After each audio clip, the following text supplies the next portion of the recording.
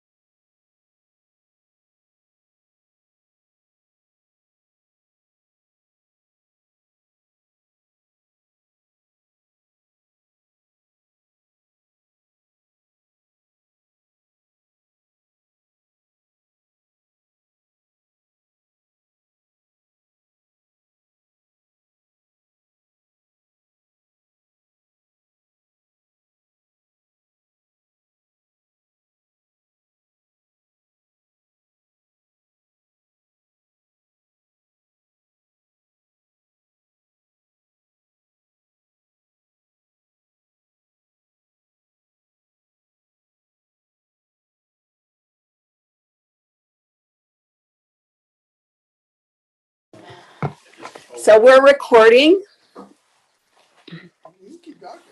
Yeah, you can talk. I'm just saying.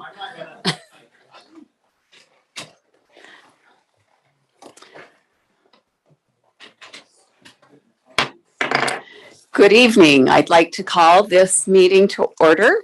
We have council members McConaughey, Pack, Whitelock, Green, Worthen, and Jacob present. And I think Councilmember Bloom, yep, there she is.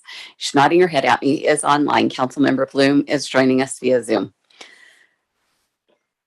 It is April 27th, and this is our work session. The first agenda item is fireworks restrictions discussion. Chief Maxfield, would you like to come up?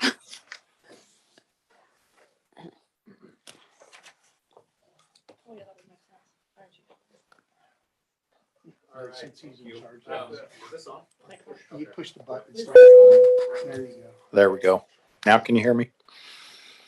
As you will recall, last year we kind of got bumped up against a deadline and we had some severe drought conditions and kind of found that throughout our process we needed to get an earlier jump on the fireworks thing. So we're coming before you tonight just to bring you a proposed map of fireworks restrictions, a little bit with our reasoning about how we got here. As you see that map, you may notice some extra areas on there compared to last year's map. All we did was, since our city code prohibits fireworks in the city parks, we asked GIS to put those on the map as well so that those are visible. So otherwise, this map is the same as the map that was approved last year, just prior to the 4th of July holiday. Law requires that the code requires that we submit our restrictions. We make a presentation to you, you guys adopt the map, and then we have to submit that by May 1st. And then the county takes a month or so to get theirs all put together with all of the cities that have submitted, and then they publish a county-wide map of fireworks restrictions throughout the county. So I think all the information was included in the packet that's required, the letter from our fire marshal giving the reasoning as well as the map. And I'm happy to answer any questions if any of you have any. Just one thing I will mention, as we discussed last year, just as a reminder, and part of why we're trying to do this before May 1st is we're doing it based on the code kind of distinguishes between historical environmental conditions and existing environmental conditions. And if we were to let this go beyond that May deadline, like up to now, we can do this based on historical conditions. If we pass that deadline, then we have to do it on existing conditions. And currently, a lot of the vegetation is still green and we're still getting rain. And so it would push us right up until the 4th of July holiday, kind of like last year, before we could make that determination and do it. So we just went with what we had done last year, felt like the conditions merit that. We know we're still in a drought, just like we were last year and a few years before that. So we recommend this map with the caveat that should conditions continue to deteriorate severely, that we could revisit it closer to July based on the existing conditions. So, Councilmember McConaughey. Thank you, Chair. Not really a question on this per se. I can easily be supportive of what's shown here, but this may be a little bit off in left field. But we talked about having water restrictions that automatically kick in if certain triggers are hit. I'm wondering, I mean, you talked about reevaluating as we get closer to the holiday and as changing conditions happen. Are there steps that we could preemptively take as a council to provide you with the authority necessary to take actions that may vary? I'm not sure how to say this. Like, we don't know what's going to happen. Is there something that we could preemptively do to say, you know what, we trust you to make the appropriate decision necessary so we don't find ourselves having to have an emergency council meeting on June 30th to do something that needs to be done before the 4th when you could have done it like 2 weeks earlier? And I think the issue with that, and Dave Quayle can chime in too if I'm off, but based on how the law reads, the legislative body is the one that has to make that change. I can recommend it. Is that correct, Dave? And so for you to just say that, I don't know if that would work. If you guys give your blessing to say if these conditions are met, then, but again, I think it falls back on the legislative body to actually restrict them. If in advance we can say, if we meet these points, like we've had this much precipitation over the 2 months leading up to it, here's other areas where we would like to see restrictions in place. Something like that is what I'm thinking of. I don't know if there's a good answer to it, but we could look at that, council member. Fireworks is an area that has largely been preempted by the state. So that isn't really contemplated in the statutes. We could look at it and see, I can get with the chief and see if there's a way we can put some automatic triggers in, but that's not really how state law is currently structured. And for better or worse, municipalities have been somewhat preempted on this issue. Yeah, my reason for bringing this up is if we anticipate there's going to be additional restrictions that are needed, like we saw last year, giving those who make a living selling fireworks as well as residents as much foresight or notice in advance as possible so that they can prepare and adapt without having the administrative side slowing things down. That's kind of my thought process. So if you see something and it looks like there's something that the council can do to preemptively give you authorization or something that can be brought back to us. I saw a number of nodding heads, so I'm not willing to delegate our authority. So if there's something that we can do, I'd be very interested in bringing it back.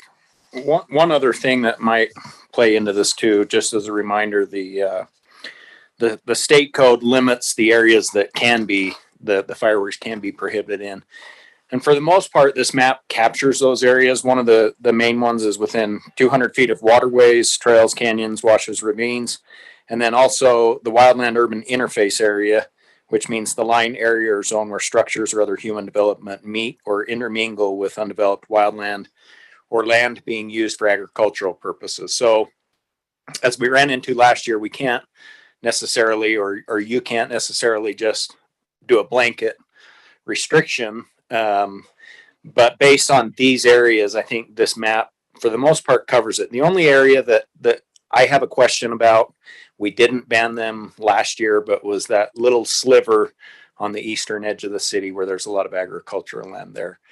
The reason that we didn't propose that necessarily is that that's irrigated land. It's crop. It's not like dried vegetation. And so I don't know that the fire threat is as serious there. But that is one potential area that probably falls within these guidelines or these restrictions that potentially, if it was dry or we felt we needed to do that, we could.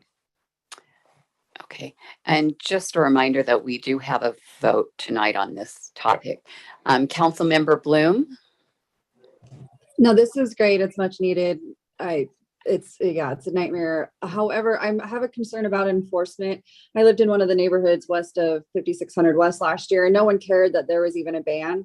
And there wasn't any, what I'm worried about is, even though we have these bans, so many people don't care. My entire neighborhood was lit up with fireworks like it wasn't a ban out there. So my concern is, what's the plan for enforcement with this? Because if we're not enforcing it, this doesn't really mean much.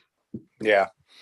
I would defer a little bit to the police with the enforcement side of it. However, that being said, we also last year had all of our units were out in the streets, but I know we had some of our chiefs and battalion chiefs, myself, Chief Trevino as well, out driving and patrolling around through those neighborhoods where the restrictions were, looking and trying to go out and educate. Now, when it gets to actually enforcing and writing tickets, we don't have that authority, and that's something that we would defer to the police on. But you're correct. It's very difficult to enforce. We still need to have those restrictions, and we do our best, but it is hard because oftentimes you see the firework go up, and by the time you can locate where it came from, it's exactly. That's just my concern. Without full enforcement, it's so hard to train people just not to do it. Yeah. But no, I appreciate the hard work on this. Councilmember Worthen. So I'll just give my 2 cents on Ms. Bloom's comment. Tell your neighbors, talk to them if you see them lighting fireworks off. We've done it. I mean, and they actually legitimately didn't know. I mean, they were like, "Oh, we didn't know," because we live along one of the ravines, and they legitimately didn't know. And so we told them, and they, moved. And so, I mean, I guess we just try to be as proactive as you can, and sometimes you can't. But I mean, hey, we all got to do our part, right? Absolutely. do the best we can. Councilmember Jacob. So a question that I haven't seen brought up before, that I don't know why it never occurred to me before, is the airport. Is there de facto restrictions around an airport anyway? That's a good question. I would assume that the FAA has restrictions around that, but with it being, my understanding is that it's not our property, it's not the city's property, and that we aren't the authority having jurisdiction and can't do that. But I would certainly believe that the FAA has restrictions about that. We're in a fun spot with that, Yeah. not having any authority over what we can and can't do yet. When there was a helicopter crash there a couple weeks ago, it wasn't Salt Lake City or the FAA that responded. It was you. Yeah. So I was just thinking, areas around the airport, just especially the field on the north half of the airport property, just seems to be a natural spot where you'd want to be careful. And it would really only, affect couple of homes that are right there that abut that, they have the street in between, but there's one tiny little neighborhood is all we can really. And I will say that, we should give a lot of credit to the airport. They keep all that open land really cut down. They do a great job of that, which reduces the fuel load and reduces that threat. But you're right, there is a lot of open vegetation there. Any other questions for the chief? All right. Thank you. See you in a little while. Next up is fireworks show alternative discussion. This was brought forward by Councilmember Worthen and myself. Do you want to go? Yeah. Want to go? So I wanted to see if anybody on the council had would like to discuss alternatives to fireworks such as drone shows. We saw them at the Olympics. Daybreak has done them. I've done a little bit of research on costs, but it really can range from, 10 grand to 300,000. It just depends on what it is. But I just wanted to find out if you guys wanted to just have staff look into it, find out if it is feasible. Does it make sense? I mean, there's always the argument of fireworks are just burning money, but then there's also PTSD. We have a lot of times you'll hear about animal control and Humane Society are really warning people to keep pets inside, and drone shows wouldn't have that kind of noise, obviously. So just want to know if if you guys had would like to be able to have staff look into that deeper. Let's have Councilmember Bloom was first, and then Yes. Councilmember Jacob. A few years before COVID, I brought this up on the events committee as an alternative, just with all the smoke and stuff in the air. And when we looked back, I think it was 3-4 years ago. At the time, there was only a couple of companies within the United States that even gave this option, and they're booked out for quite a bit. Good news is there's more and more companies coming on board, but the price is still substantially high as the report that you saw. Even if we discuss today as an options for the future, keep in mind that the prices for these drone shows will continually to go down year after year as more and more companies get on board with this as an option. So my 2 cents is maybe in the near future, it's not going to be cost efficient to get the kind of show we want, but as a reminder, keep it in the back of our heads, because in the years down the road, is this going to be a really viable option price wise? Interesting. Yeah, no, this is it would be cool. We'd have the only one. However, the PTSD discussion and the booms and the smoke and all that, the city's fireworks show is a very tiny piece of what goes on the 4th of July. So I don't think if the city was to somehow eliminate the fireworks show in favor of something else, you're not really doing anybody with pets or veterans or anybody really any favors, unless they happen to live right by Veterans Memorial. And even then, there's plenty of fireworks going on around. So I don't think that's really until the state's fireworks law changes or we decide to make a bigger, broader ban.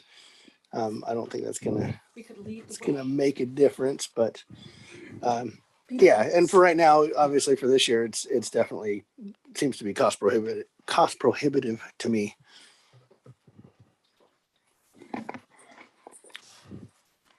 Chris? Thank you, Chair. So I know serving on the Airport Advisory Committee, we talked about things like that a few times, and the mayor was in on those conversations. I mean, we've had these conversations going back, 4 or 5 years. And I thought in a prior life, we had asked staff to look into that.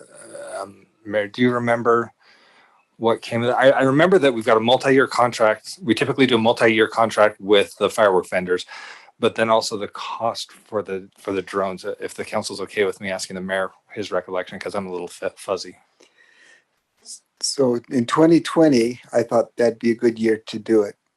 We were getting ready to renew our contract for fireworks, and so I asked staff to take a look at it, and they came back with some prices, and I asked them to make some adjustments, and they did. And the prices were just, I can't remember what the number was, but they were astronomical. They were way too expensive. So we, as much as I like the idea, I'm a big proponent of that idea. I think there's a lot of good, positive reasons to do it. It's just not feasible yet. But the day I hope comes, because I think it'd be a great way to do a fireworks show. And Isaac may have some numbers on that. Do you have numbers on that, Isaac? That he could share what those costs were, because they gave them to me. I just remember the sticker shock when I saw it. We found some recent pricing on these things that they were between the $80,000 and $300,000 range. And when you compare, if you compare what we're doing with our fireworks show to do something with drones that's comparable, you're really in that $200,000 to $3,000 range for a similar effect show. You can do them a lot cheaper than that, but again, it's the number of drones in the sky and what you can do with that show to make it into what you want it to be. But they're an amazing event if they're done right, and the technology is amazing. Do we know, I don't know if you know, maybe Councilmember McConaughey knows. We are close to the airport, so are there restrictions that might be placed on us There's because of restrictions that? within a certain radius of the airport, but once you get beyond that, you're free of those restrictions. If you're going to do something, at least, I should be careful answering that definitively, seeing as there's a couple of attorneys in the room. But as someone with their private pilot license who also has the remote operator license for the drone, they talk about for the single drone, you can be so far from the airport. So I have no problem flying it over Veterans Memorial Park. I was able to do that when we had the lines for COVID, when we had the memorial for Maya. When you get a little bit closer to the airport, I'd love to be able to fly over by the soccer fields and do that, but you have to be working in conjunction with the entity that has oversight for that. So you'd have to be working with Salt Lake Air Traffic Control in order to be right up by the airport. So there may be additional restrictions for multiple autonomous drone shows that I'm not aware of. But my initial assumption is that we're far enough away that we're outside of that. You also can't go above 400 feet. You've got to be away from people. So Veterans Memorial or something further west, like Ron Wood, would probably be ideal. But I would not be opposed to informally inquiring into it as a possibility, but I wouldn't want to spend a lot of staff time knowing where prices are, especially as I've been looking in some of the drones myself. They've become really pricey with the chip shortages lately, and rather cost prohibitive even on that smaller scale. So I'd be open to continue to inquire, but I don't want to spend significant staff time at this point. Thank you, Mayor Isaac, Chair. If I may, the only other thing that we found with the drone shows as we've looked into them is that they are more susceptible to wind than even fireworks. So if they're because you've got so many in the air and they're so close together, there's some rather tight restrictions on that. So there's some risk there that if you plan to have one and then the winds are 9 miles an hour instead of 8.5, you may not be able to do that where you would still be able to do a fireworks show. Depending on the show, 9 miles an hour might be a little bit high. It might be lower than that. Yeah. The other thing is a slight amount of precipitation. We often see the rodeo that happens out on the 4th of July, a little bit of wind and rain and some like early monsoons coming through. Fireworks can wait for things to dry off a little bit. Drones, not so much.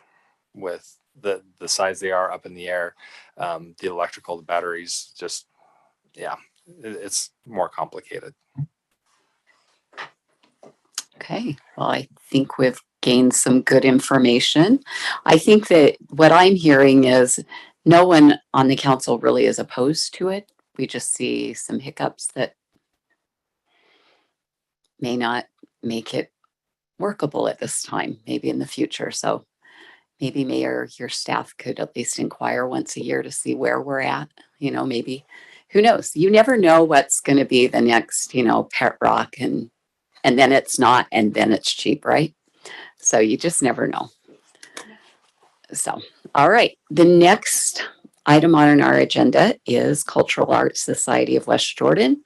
The purpose of this is just to basically kind of, you all could have reviewed the contract. Their contract was in our packet, as well as what I wrote down and said I heard.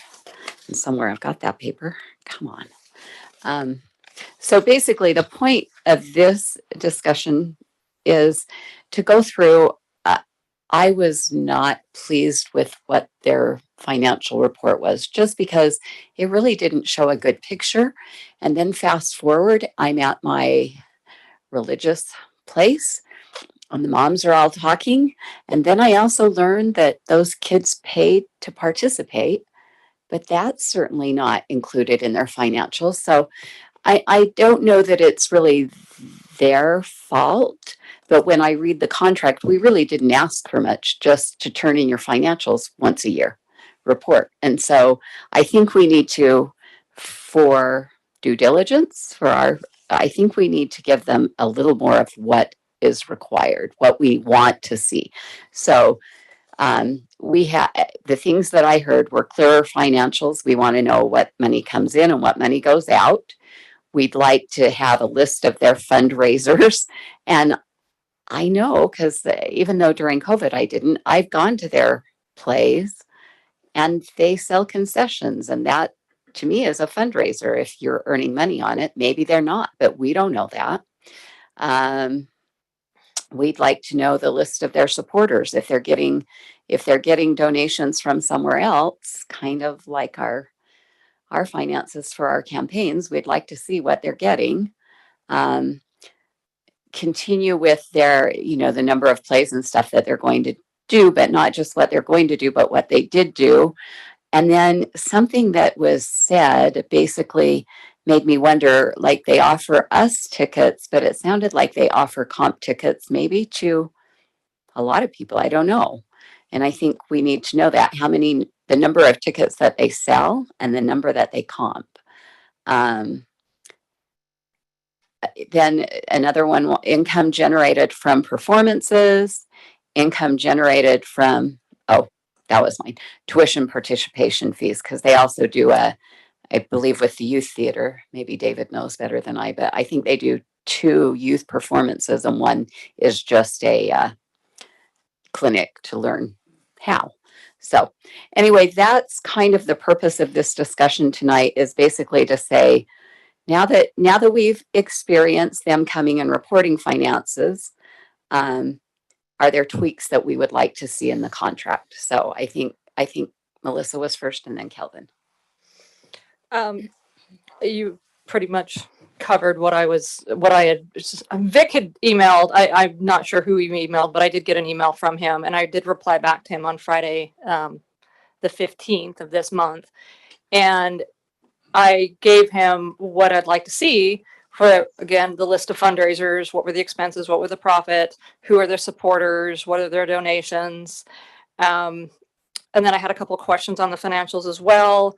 Why is the total cash balance on the bank statements and reconciliation greater than the amount reported on the balances?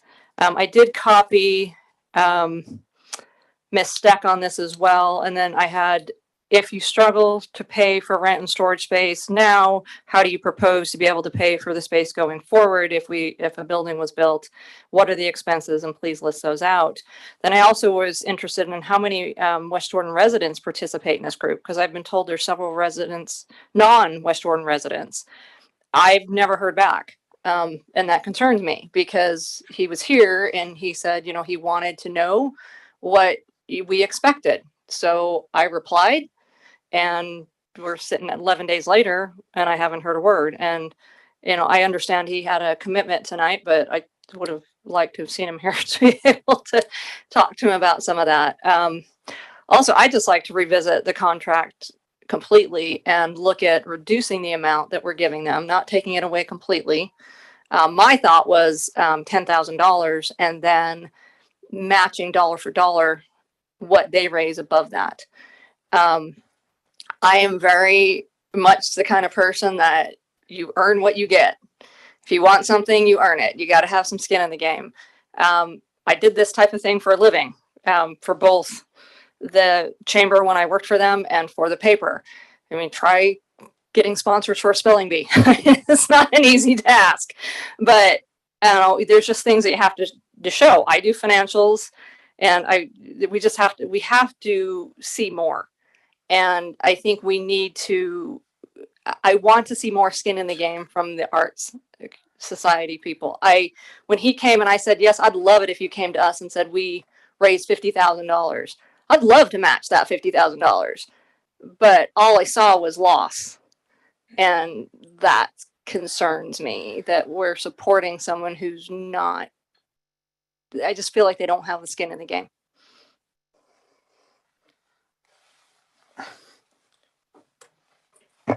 I'm going to take a little bit different approach here. Community arts is going to not make money. But that being said, I do have a couple of concerns, and and when we met the last time, I was pretty vocal about we need to redo the contract, and I think we have to redo the contract. They're going to be changing their fiscal year. We need to look at if their fiscal years, if their tax, I'm sorry, they're changing their tax year. If their tax year is changing, then to match the city's fiscal year, then we need to be able to deal with that tax year and when stuff is due. Uh, my thought is that if their tax year ends June 30th and our budget year starts July 1st, I don't have any problems allocating stuff in the budget, but not giving it to them until they meet a deadline that's in August or September when their or October when their taxes are due, and then they can get on that and account for it during the fiscal year. There are a couple of things that I wonder as well. I will announce I did spend $54 the other night and took 3 grandkids and a child and my wife and myself, and we went over and watched Shrek the musical. The question that I do have is how many of those kids were from West Jordan? At least 3. At least Because I know at least 3. At least 3. Okay. But if we're spending money and on the Cultural Arts Society of West Jordan, and they're not truly a community arts type function like I've seen in Harriman and those kind of things that have a lot of community involvement. If this is, hey, we offer these shows and these older kids go from West Valley to West Jordan to Sandy to, then why are we funding it? Why are we funding other people to come in and do those performances? And I have some concerns with that. If it's truly West Jordan, then I'm better off. The one thing that I do agree with Councilmember Worth, I was going to say Melissa. Is that I think I'm just the reverse of her. That I would like to be able to, and it may be a gradual period over the course of 3 or 4 years, but I think there has to be at some point in time a matching grant to this element. Maybe the first year it's $60K with no matching. Maybe the next year it's $50K and you can get another 10 if you raise 10. The next year it goes to 35 and you have to raise 25 to get the matching. Those kind of things. So I'm willing to look at that. The other thing that I want to make sure that we're looking at is, and I think I mentioned the mayor and a couple other people in the contract. In this contract, we need to list that the city's a co-sponsor. That way, if they can help, they can use Meridian. We can also help advertise that for them on city calendars and those kind of things. And I think that becomes mutual beneficial. The other thing that I would like to see is some other performances. If you look at shows like Shrek the Musical, there are always those timeless songs, right? They can extract the songs and they can go over to the Senior Citizen Center. They can go to Heartland Elementary. They can go to West Jordan Elementary, or they can perform for the community, as to reach out to perform for the people and take some of that arts to them. The other thing that I would like to see, and even if it costs us an extra $1,000 or $2,000, I would like to see, when we mention comp tickets, I want to make sure that if there's comp tickets going out, that we're giving them to the underserved people in our community. If there's elderly or there's some sort of other disadvantaged type person that isn't able to get out to the arts, and this is a chance for them to get out, then I want to see that occur as well. And so I think we need to just take a relook at the contract and re-solidify it and make sure that what we're really doing is we're supporting the community arts and not just supporting some sort of regional arts group that just brings people from in all over the valley because it just happens to be another place that they get to perform and those kind of things. And that's not where I want to see our funds expended. So with that, I'll leave it at that. I think Chris was next and then David. Thank you, Chair. My thoughts are still fluid. Going back a number of years, it's good to remember that the arts group was a committee within the city. This was a city-sponsored arts council. It was only in the last few years that they became their own private nonprofit. If you go back, they used to perform just right over there at the old sugar factory. It was an empty building that was on city property that they were able to use until building inspectors saw a threat to life and safety. And they said, "We're sorry, we realize you're still in the middle of a run for shows, but we have to shut this down." They continue to use, again, as a committee within the city, they continue to use whatever city venue they could. They put on Fiddler on the Roof inside the Bowery. So it was, well, yeah, under the roof right over there. They've even done an event out in the rodeo arena, which will never be done again. That was a learning experience. They go wherever they can and wherever there's been place for them. There have been some difficulties along the way. Storage of instruments has been tricky. When we weren't using all of City Hall, there were the old where the old judges' chambers used to be. They had timpani and file cabinets with music and percussion instruments and chimes and all sorts of things that were stored in there. And we worked with them as best as we could.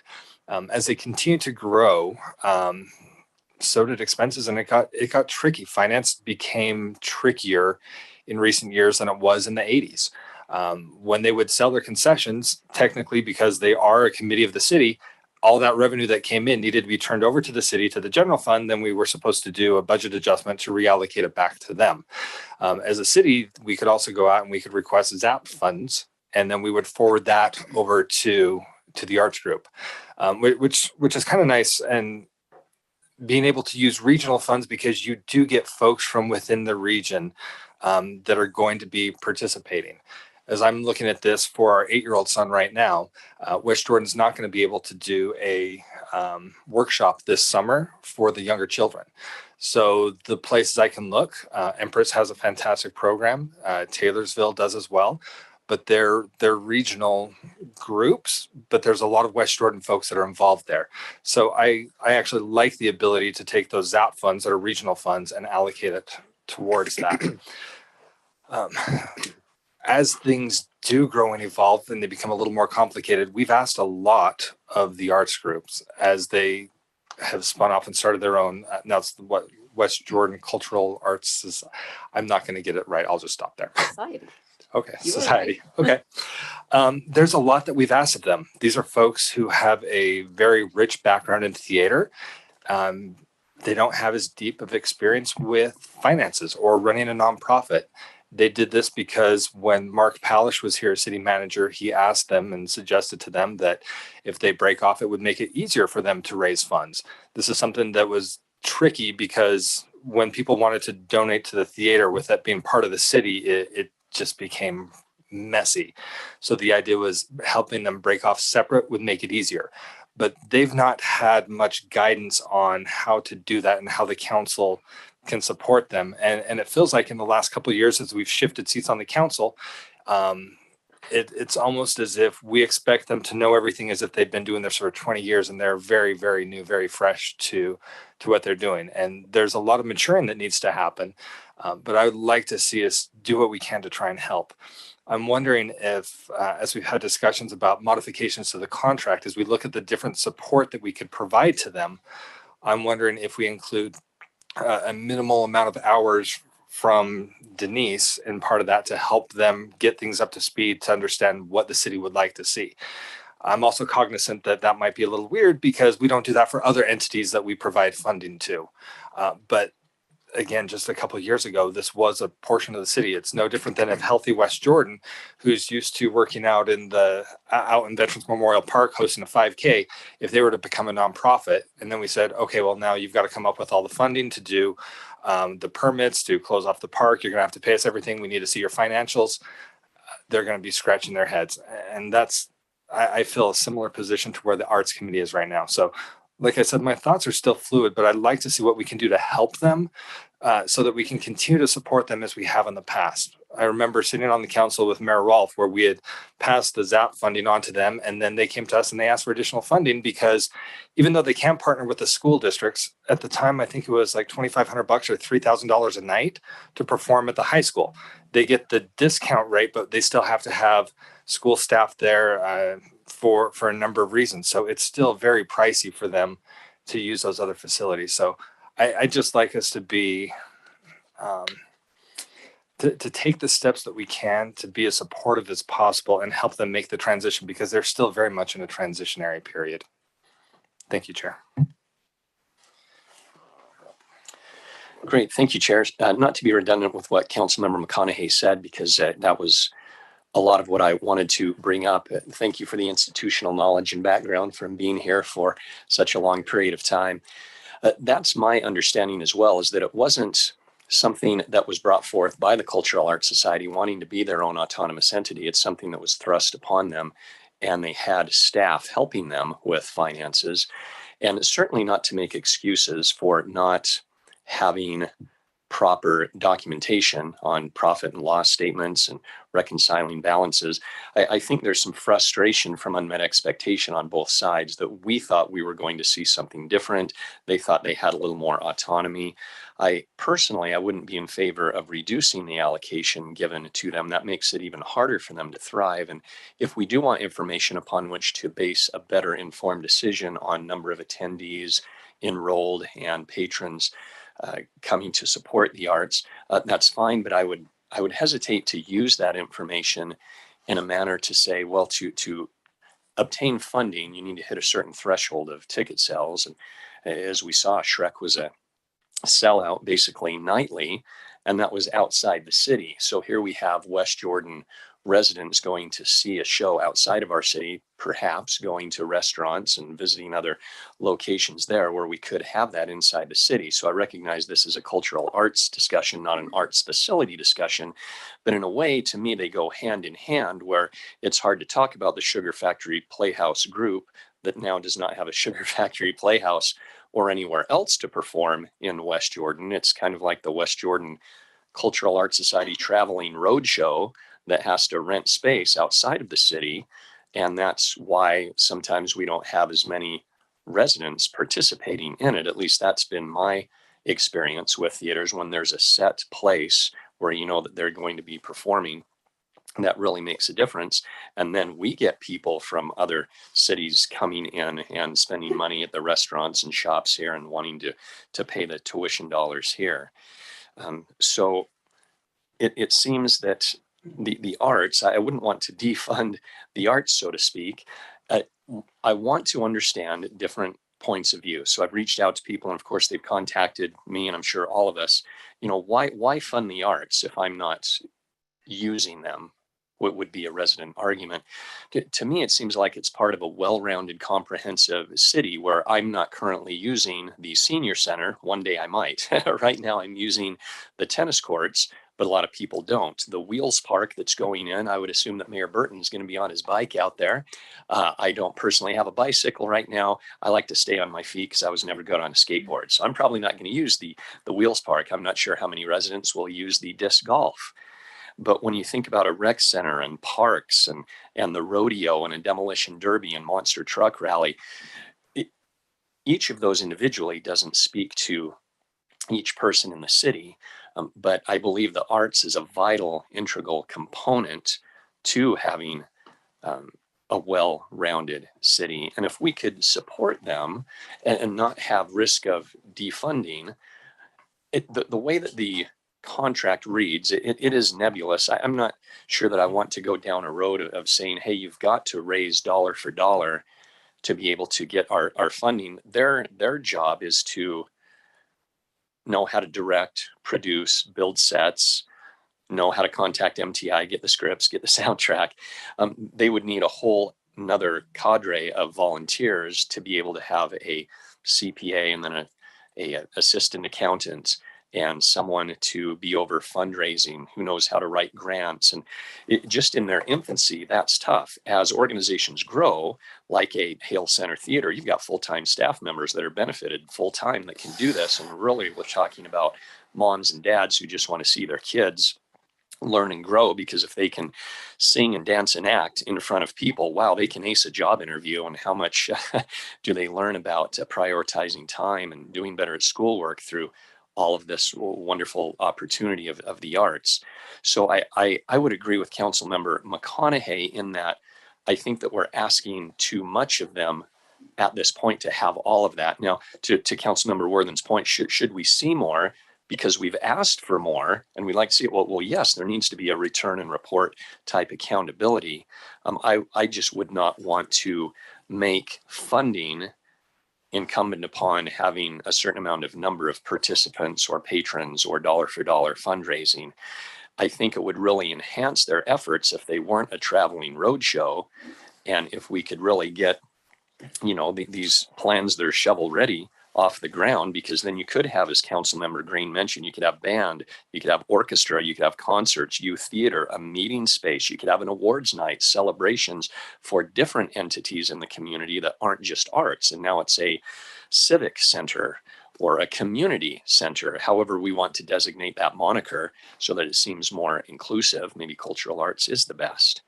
And it's only going to get more expensive as time goes on. And if we don't use funds that are already allocated by county and state toward us, then we might lose those.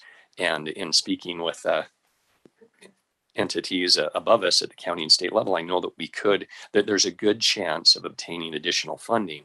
So I think if we want them to flourish, we don't take money away from them. And there has been frustration on both sides. So yes, let's get the finances, but not handcuff them saying they need to raise money or have a certain amount of patronage when we're making them go to Midvale and Taylorsville and other places. Thank you, Chair. Thank you. Just a reminder that hopefully at the end of this, we can give staff direction on what we want. And so if we could keep it towards, we already have a contract with them. And so it's a matter of looking at that contract and seeing the areas that maybe we want to tighten up a little bit, give them a little more direction of what we want, what we need, as opposed to are we doing it or not. So I see Councilmember Green. At some point in time, and that's why I mentioned, but some of the county funding is matching money. I mean, they have to admit, and they have got to get to a point where they're raising money. It may not be this year, but that they can't, I don't think that unless we, so this is my thought. If the city is going to fund 100% the community arts in West Jordan, it's going to be 100%, then they belong to us. If they're going to, and then they don't have to fundraise, they don't have to do anything. They belong to us, and they operate as an arm of the city. If they're going to be a nonprofit, like the city asked them to do, and by the way, when you look at a city to the north of us, northwest of us, when West Valley City gets in and fundraising for their arts, and they raise someplace in the neighborhood of $1.5 million a year for arts, it's not inconceivable to do that. So I think we have an option if we're going to continue them. And here's my comment for the contract. I don't want to get so far in the weeds in the contract that we are overseeing their operations. That is not our job. Our job is to ensure that the money that is funded to them out of taxpayers' money is accounted for and that we're getting what we want. And what we need to say is, what do we want? What, you know, is it, and I agree with Councilmember Pack. I mean, I don't want to say, hey, we're going to give you $60,000 and it's dependent on the fact that you had to have 15,000 attendees at your event. I don't want to get there, but what I do want to see is we held plays. This is the number of attendees.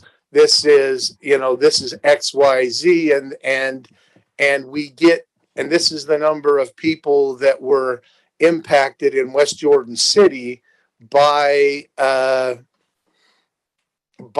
arts in West Jordan. And that's why I say I'd like to see in the contract that there are some of these performances that they have to take the roadshow and put it and take it to the Senior Citizen Center, take it to other places so that people who aren't normally touched by the arts are getting touched by the arts, and that the taxpayer money is being used effectively to help fund that.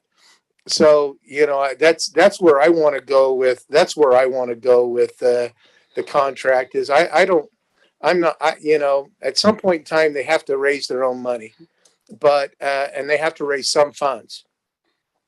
But and if they're not going to raise funds, then let's just tell them we're just going to go back to the West Jordan Arts Council and we just give them the money and they're run by the city.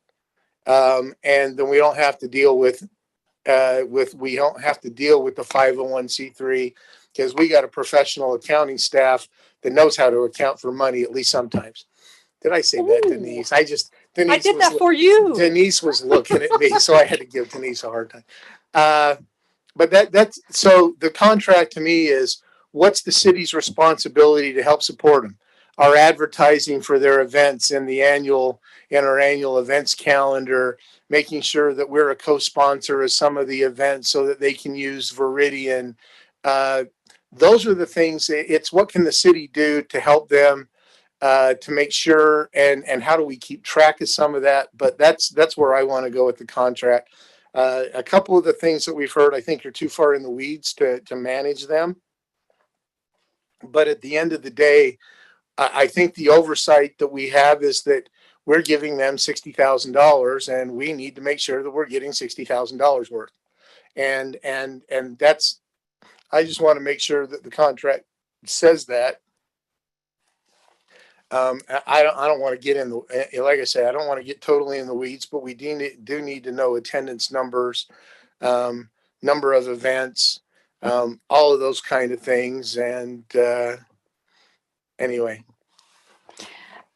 I have a couple more council members that want to speak. I'm going to just mention that I think the emails I received, we probably all received from a couple of different parents. So we know that I know of 3 children. I know that there were at least 3 other children. So that's at least 6 West Jordan children participated.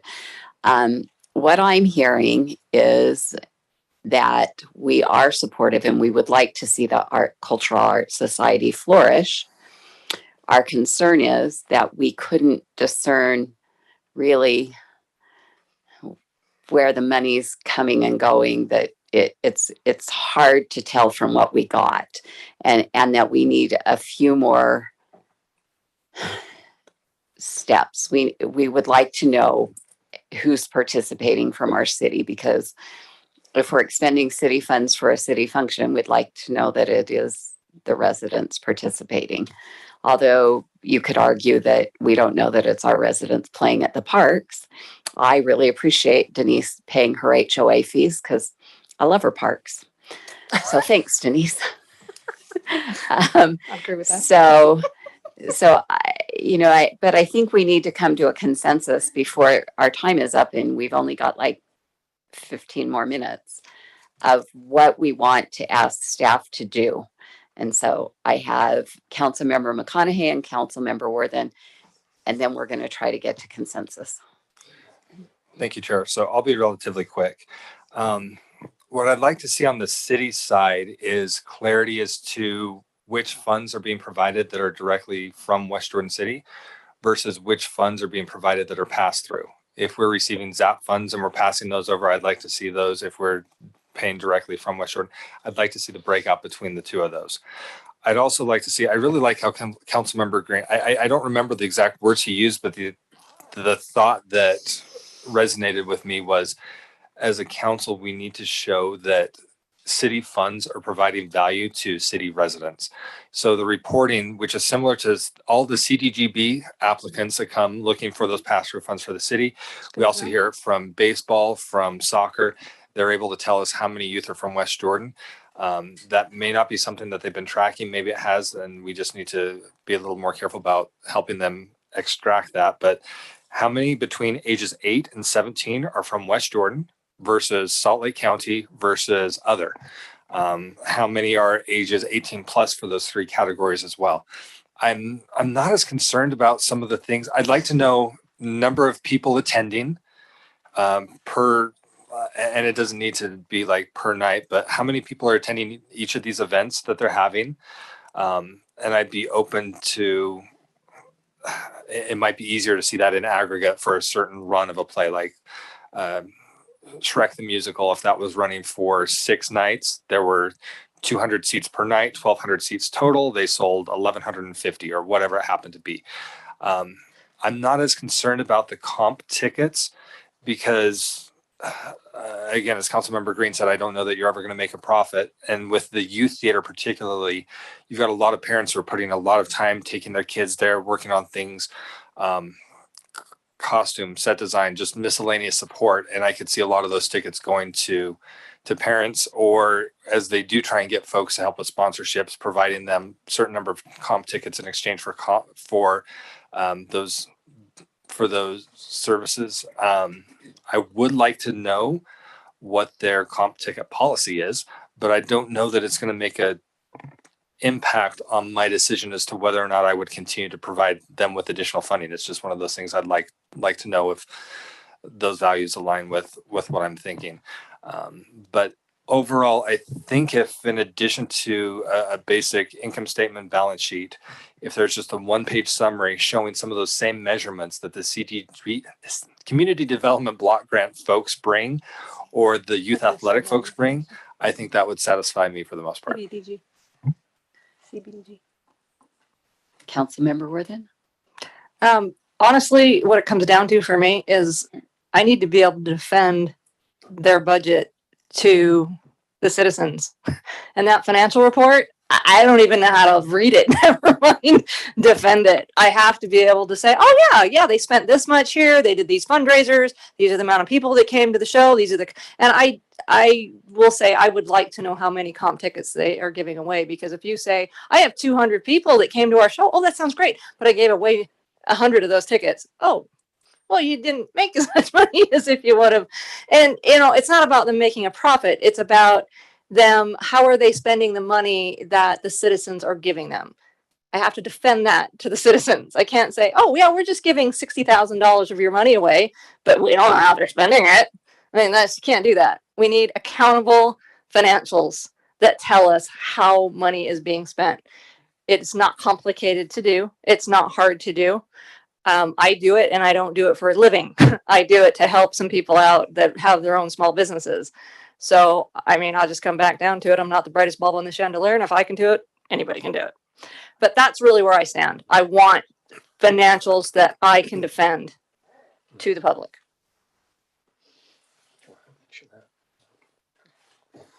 I'll give you 3 minutes, Councilmember Pat. Don't even need that much. Thank you. No, just my thought is, just to see if we're on the same page, is that a charitable entity like 501c3, they're not in business to make money, but they need money to stay in business. Similar to our discussion about the fireworks, we don't necessarily see a $60,000 return. I guess if we have vendors there and we earn some money, yes, but there's an innate quality that you can't necessarily quantify. Of course, we want to see, I'd like to see the finances so that there's a accountability there. I would presume that they already know attendance. I don't think that would be too hard, because in order to obtain ZAP funding, you need to state how many people are attending, and also for production rights, that affects how much you're renting the scripts and the tracks for, depending on how many people are coming. So I don't think that would be too big of an ask. I would assume they'd already have that. So thank you, Chair. Thank you. Ms. Steck, do you have an answer to the ZAP tax? We no longer get ZAP tax for them. Okay, thank you. We no longer get it. Okay, so there is no ZAP tax passing through us now that they're their own entity. Councilmember McConaughey. 10 seconds. So in addition to knowing where the participants come from, I'd also like to ask them to ask for the zip code of the folks who are attending. So we know, are these people coming from West Jordan? Or are they coming from other cities? I'd be curious to know both participating and within the show or attending. Okay. Thank you, Chair. Okay. So if I'm way off that base, just hit your button and I'll know. But Mayor, this is what I think we're hearing, Mr. Lee. We need their finances to show a clearer picture of where we're giving them the money and what they're doing with the money that we're giving them, because it's the residents' money. And as council member Worthen said, with the finances that they turned in, I can't defend any of it. It's like, I'm not really sure what occurred. And so we need them to be able to show us a clearer picture when they turn in their financial statement. I don't know how you want to put that so that we get a better picture, but somehow in our contract, they need to know we need a better picture. We also want to know participants. We want to know who are the participants from our city, and we'd like to see it with the over 18 and the under 18 so that we know the difference between the youth and the adults. How many youth are participating? And perhaps we need that as a ratio, like we had 30 participants and 15 of them in Shrek were from West Jordan. And okay. And then overall attendance. And if it wouldn't be too hard of an ask for them to get the zip code of those attending. And this might not be something that we have to do forever, but it is something new, as has been mentioned. And we kind of need to know where our city dollars are going. That's our job, to be able to tell the residents where their money is going. And so we need their help a little more than what we got. And I see out of the corner of my eye, Ms. Steck, yes. I would suggest that as we create a new contract or requirements, that we put an exhibit on that contract with the exact format of the report. So there's no guessing. Because sometimes when you're reading through a contract, you're like, okay, did I do everything? And is it in the format that we're looking for? So if we could provide them with an exhibit, and we can maybe bring it to the council and get your preview of that before we bring the contract to them and make sure that it meets all of your requirements, then they just have to fill in the numbers and it makes it a lot easier for them to report. That would be amazing. Do you know anyone that's wonderful and could get one of those? I would imagine there'll be somebody You that could can figure out assist with someone. them. Yeah, That'd be awesome. no problem. Mr. Lee, your fingers like you want to buzz in. I do have one clarifying question. That is, so at the end of fiscal year 21, they had asked for 30,000 of their 60,000 that was appropriated. That was the COVID year. That was just released to them this past week. There is still $60,000 outstanding for the current fiscal year. They have reported. They have not reported everything you would like. You were very good at giving us the list, and I've taken lots of notes of what kind of things you would like to see in order to account for taxpayer dollars, defend for the use of taxpayer dollars in this way. If they come back and report, I guess what I'm asking is, what is it that you want for the $60,000 in the current fiscal year? Because they do have the terms in the current contract. I am hearing you want a little more clarity than what you saw in the financials. If they come and report this fiscal year with as much data as they have. Now, granted, they haven't been collecting, I don't imagine, everything you're asking for, and we're going to ask for that going forward. But if they can account for that and present some of that information, is that what you're wanting them to do before releasing the funds that are in the current Actually, appropriation. Mr. Lee, my understanding is that they've met the requirements of the contract, so it's really contractually, it's It- our obligation to release them, but I see Mr. Wall is there, and he'd be better to answer that. Well, I was just going to comment, the way the contract's currently written, whether it was intended this way or not, is that the payment is due shortly after they make the request. The quality of the report would go to whether you allocate funds in the future, in the next fiscal year. And if I'm incorrect, Jared, please correct me. Okay. Isn't that great that I read it the same way as the attorneys? Awesome. Do you want them to come in? Do you want them to come in again and provide as much information that you've been asking for about this current and past year, or do you want to kind of set these expectations for reporting from here going forward? That kind of helps for me. Is do you want to hear from Vic one more time this year or not? If you want to hear from him, well, I mean, sure, I think we'd like to hear from him probably, but he's not required to, but I will ask the question. Team, if you want to have Vic come back and answer as many of these questions for this past contract year as he can, please indicate by touching your head.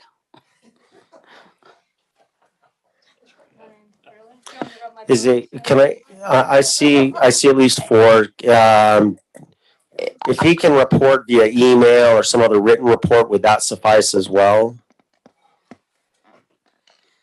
Yeah. I just know you got busy council meetings these next 2 months.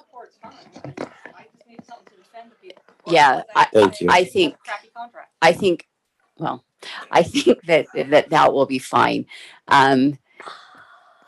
So I think you've got enough from us on that part. Then I'm going to go to Councilmember Green for like 4 minutes. It'll take. So I think that they've met the contractual agreement for the current fiscal year. Corbin, what I'm suggesting, and you notice I didn't raise my hand. What I would like Vic to do is come back so that it gives us a warm and fuzzy as we rework the contract, that we can give them the money next fiscal year. So that's where I'm going. Is this fiscal year, I think they've met the contractual agreement. And as Rob said, we can ask for that report to deal with next fiscal year. And we're in the budget season for that here coming up. And I think that's the appropriate way to do it. The other thing that I was going to mention is just remember 1082 belongs to us. So we can decide how this works. And so, at some point in time, it's our contract and it's our review of the contract. And I want to make sure that everybody understands that based on 1082, it is solely the legislative body's responsibility to decide how we're going to give the money and how we're going to do that. And when we get that contract, and I think we have to rework the contract and we have to get the report before there's another disbursement of money issued. I'll come to you in just a minute, okay? The other two things that I heard, one was I'd like to give them a lot less money. And then on the other side was, let's give them the same amount, but then maybe work into the contract that this year you get 60,000. Next year you get 60,000 if you raise 10,000, kind of make it a matching grant kind of a thing. So what I need to know now, team, is I need to know, is there an appetite to significantly reduce their funding? I don't see that appetite. Is there an appetite to look at the contract and say, you know what, we're going to give you maybe this much for this year, and then it's going to step down to where it becomes a matching program?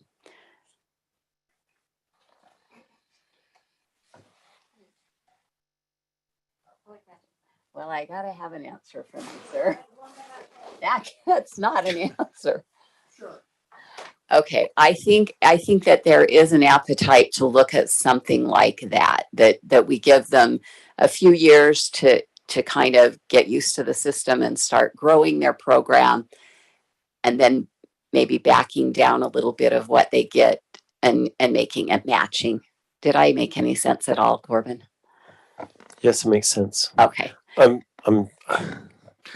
I've been down that path before with nonprofits, and there's pros and cons there. We can discuss it. Well, another how time. about it can be challenging, but it certainly we can draft the contract that way. Yeah. Well, and maybe we could have a future work session on and go with some of your knowledge, Mr. Wall. Thank you. Just back to Mr. Lee's point, and you covered about 99% of what I was going to say. It would be helpful in addition to that direction.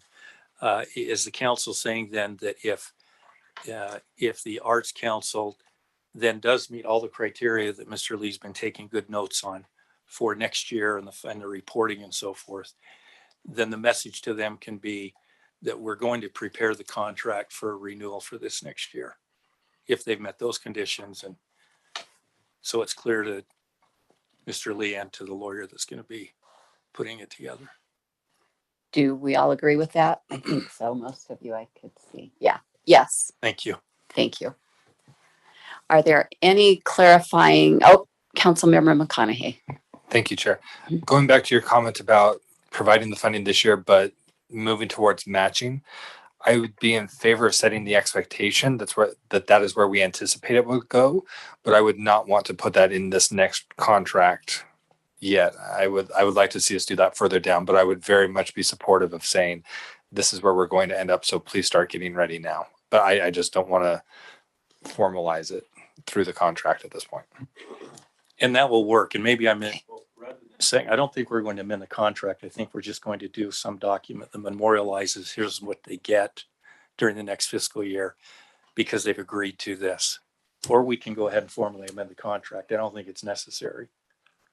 Rob, I think we need to do a new contract just based on fiscal year because of their tax years and everything. So I think you need to rework the contract. So we'll need to give them a 30-day notice that we're terminating the current contract, and then we'll propose a new contract. But please make sure that they understand that we are still going to be supporting them and it will be the same. And there's just a few more expectations that we need and to change the calendar year. The terminating the contract is the lawyers getting in the way of progress.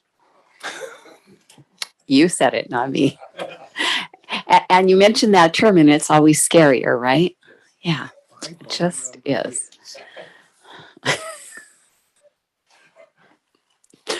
Okay. We are ready for a recess for because so I get yes, if you can run fast enough, you can get there. We'll be back at 7 for our council meeting. Hey, Rob.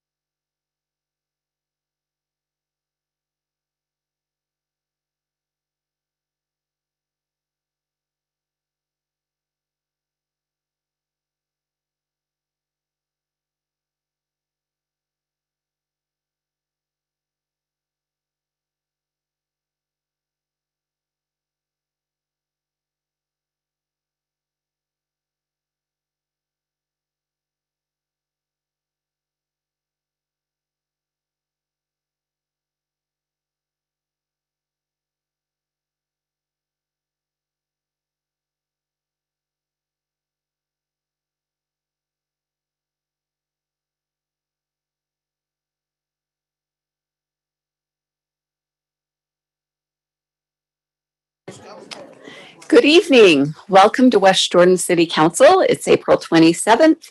We have Councilmember Bloom joining us via Zoom, Councilmember Jacob, Councilmember Worthen, Councilmember Green, Councilmember Pack, Councilmember McConaughey, and I am Councilmember Whitelock. Welcome. We're excited that you're all here.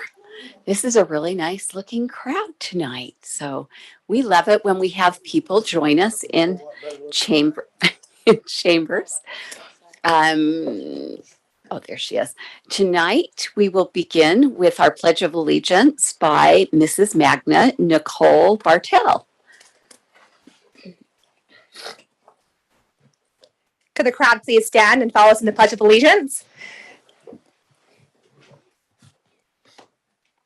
I pledge allegiance to the flag of the United States of America and to the republic for which it stands, one nation, under God, indivisible, with liberty and justice for all.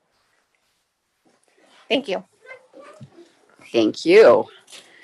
The first item on our agenda tonight is our recognitions. First, we have the small and tall, and then Presidential Volunteer Awards. So, Mr. Astle, I was told that you were, oh, you're looking like, no, I've been led astray.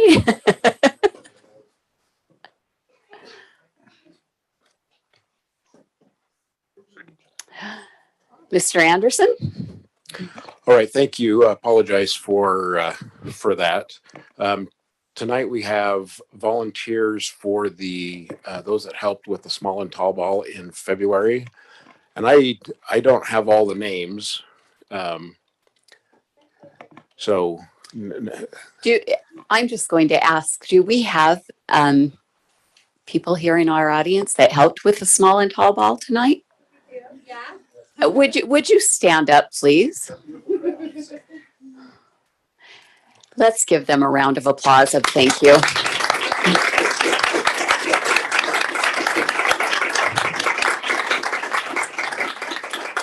For those of you that might not know, our small and tall ball is an event where adults and children get together and come, and it's a dance and it's an activity and it's for everyone, and those that attend have a great time. And as with all events, it takes a lot of people to put those on. So thank you so much for your volunteering to help in our city.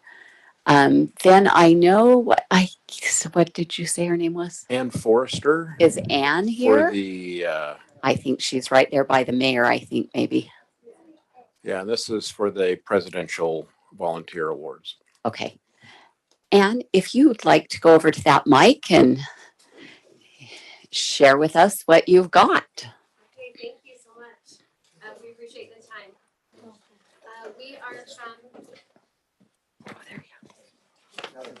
We are from a volunteer service group called Sister Queens for Life, and we are made up of past and current pageant title holders that believe in community service and doing various service projects to build community and positivity with those around us. And so we have volunteers that have earned the President's Volunteer Service Award. It's a national civil award based on service hours and their age group.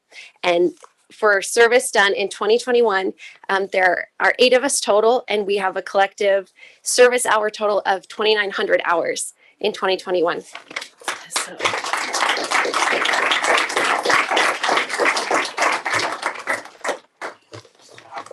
And we are from around the Salt Lake Valley.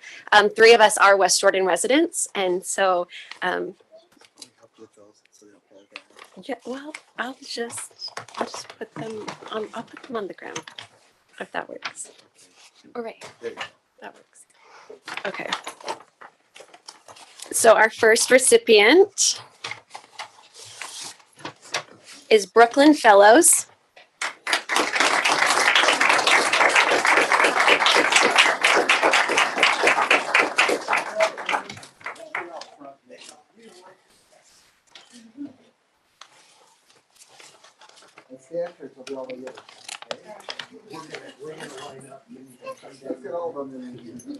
Next, we have Alyssa Ray.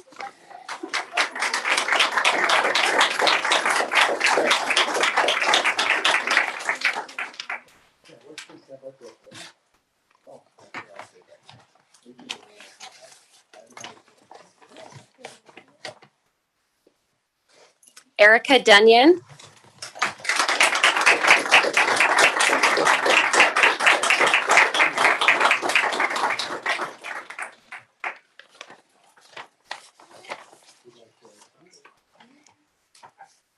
Nicole Bartel.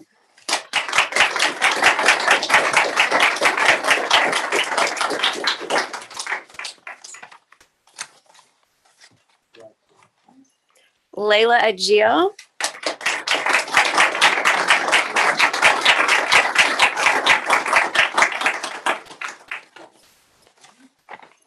Lana Christensen.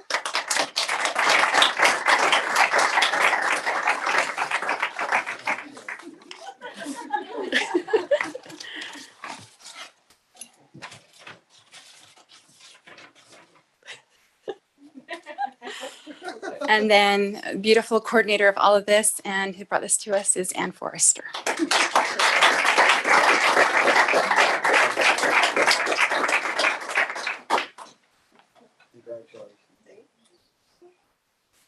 And I might add, we did this last year as well, but we did it in an empty room with nobody there because of COVID. So this is great having an audience to present these to.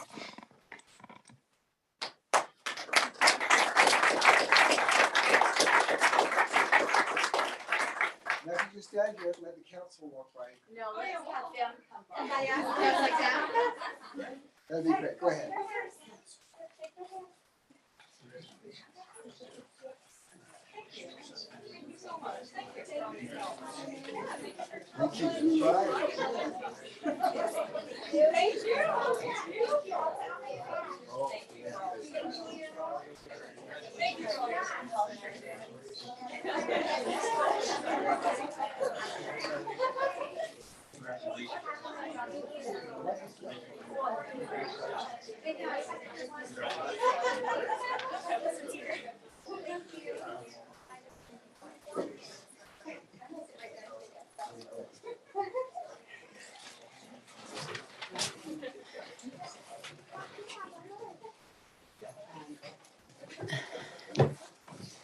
And if you really want to impress us, stick around for the rest of the night.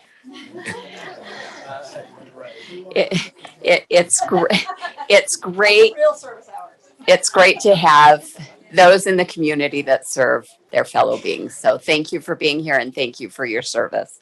Next on our agenda is public. Council Chair. Yes, sir. If I may, I did for the small and tall ball. It's Alicia Summer. She's president of the West Jordan Rotary, and that was who that I neglected to mention previously. Okay. So thank you to her. Thank you, Alicia. All right. Thank you, Mr. Anderson. Okay. Next up is public comment.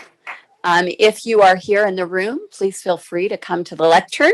If you are online and would like to speak, either raise your hand in the chat or push *9, and you will be, when you are called on, then push *6 to talk. I see we have one online raising their hand. Ryan Wilkinson, push *9. Now you may push *6 to talk.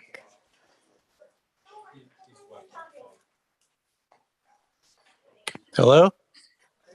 Oh, yeah, yes. Huh? Go ahead. You will have 3 minutes, Mr. Wilkinson. Thank you. I spoke at this meeting 2 weeks ago concerning noise and traffic coming from the South Valley Regional Airport. In the previous 2 weeks, I've learned a lot more about the operations at the airport, and my concerns have grown more serious.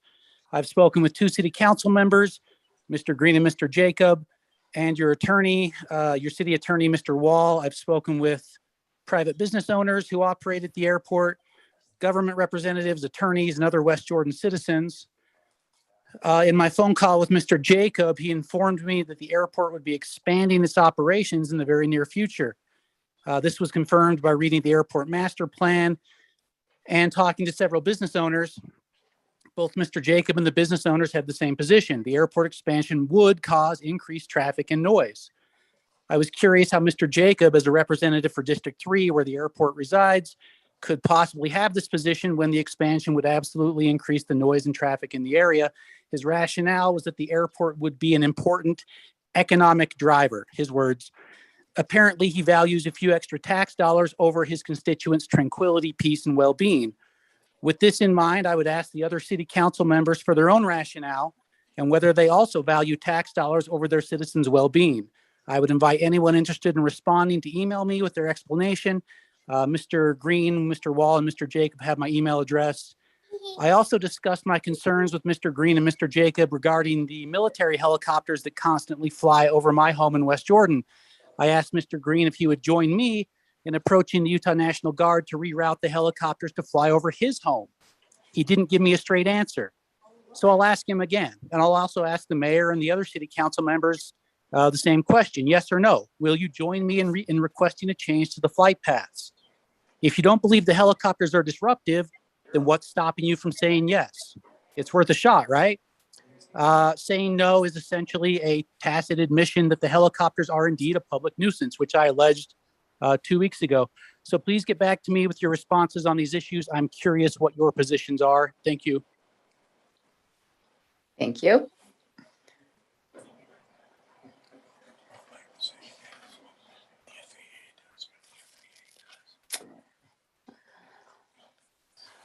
Okay. Seeing no further hands raised. Oh, do we have someone wants to come up? Yeah. Hi, I'm Anne Marie Barrett. You guys are familiar with me. I'm the manager of Bingham Creek Library. Just wanted to share with you, we have a new item in our collection that's available to be checked out to families and young children. They're nature kits, and we're really excited about them. They have like butterfly nets, some things that help magnify and look more closely at insects or other small natural objects, as well as some other fun informational resources for young children who are interested in nature. So wanted to share that. That's something brand new that we just got in the last week. We're really excited about it, obviously. Thank you so much for your time and for all your service. We really appreciate being part of West Jordan City. Very cool. Thank you.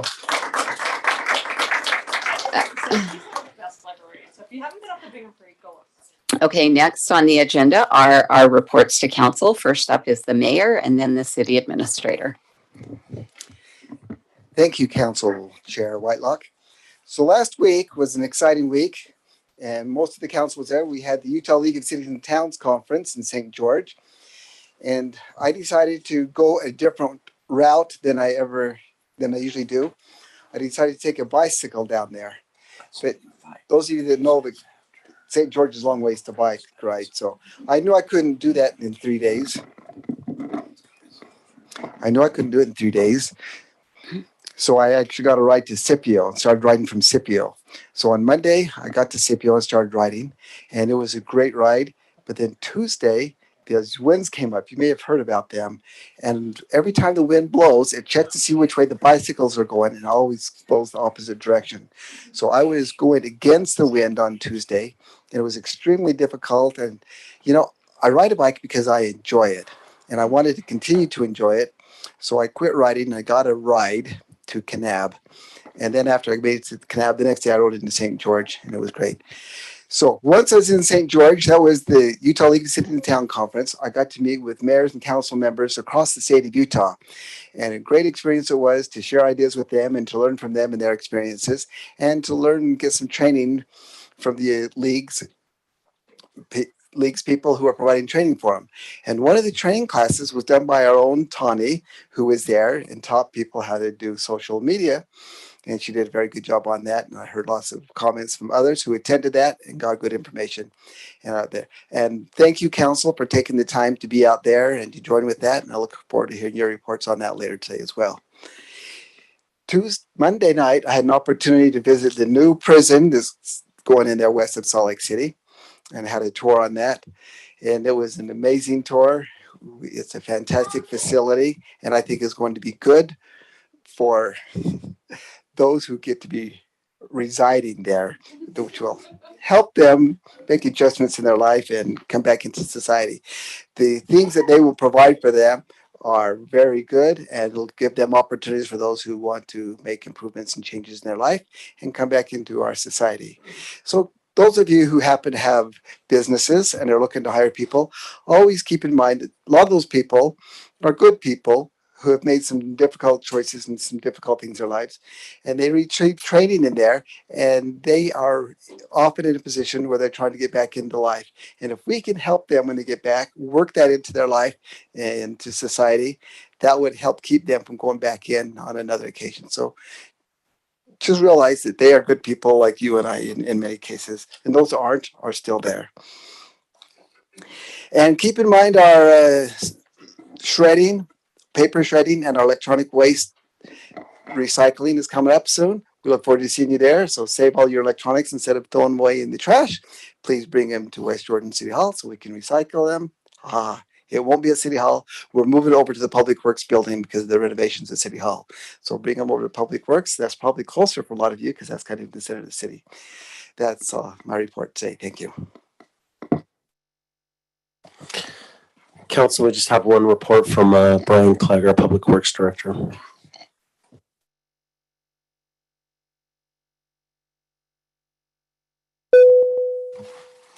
Thanks, Council Chair and Council. Just I wanted to give you a heads up on a potential project that will be taking place on Redwood Road. We got notice from a UDOT contractor yesterday morning that they are going to be replacing a gas line on Redwood Road from 7800 South to 8100 South, which is right here. The application, the permit hasn't been issued yet or approved. It is going to be night work on the permit. It's going to run from May 4th to June 22nd. No business accesses will be closed. Everyone will have access to all the businesses. It'll all be done with boring. There's not going to be no open trench other than the potholes they have to open up to connect the lines. The new line to the old line. That's really it. And the construction will take, I'm just reading the notes here, east and northbound lane between 8 p.m. and 5 a.m. So it'll all be early morning work. So in case you guys get questions, you have a heads up. If you have further questions, let me know. Thank you. Thank you.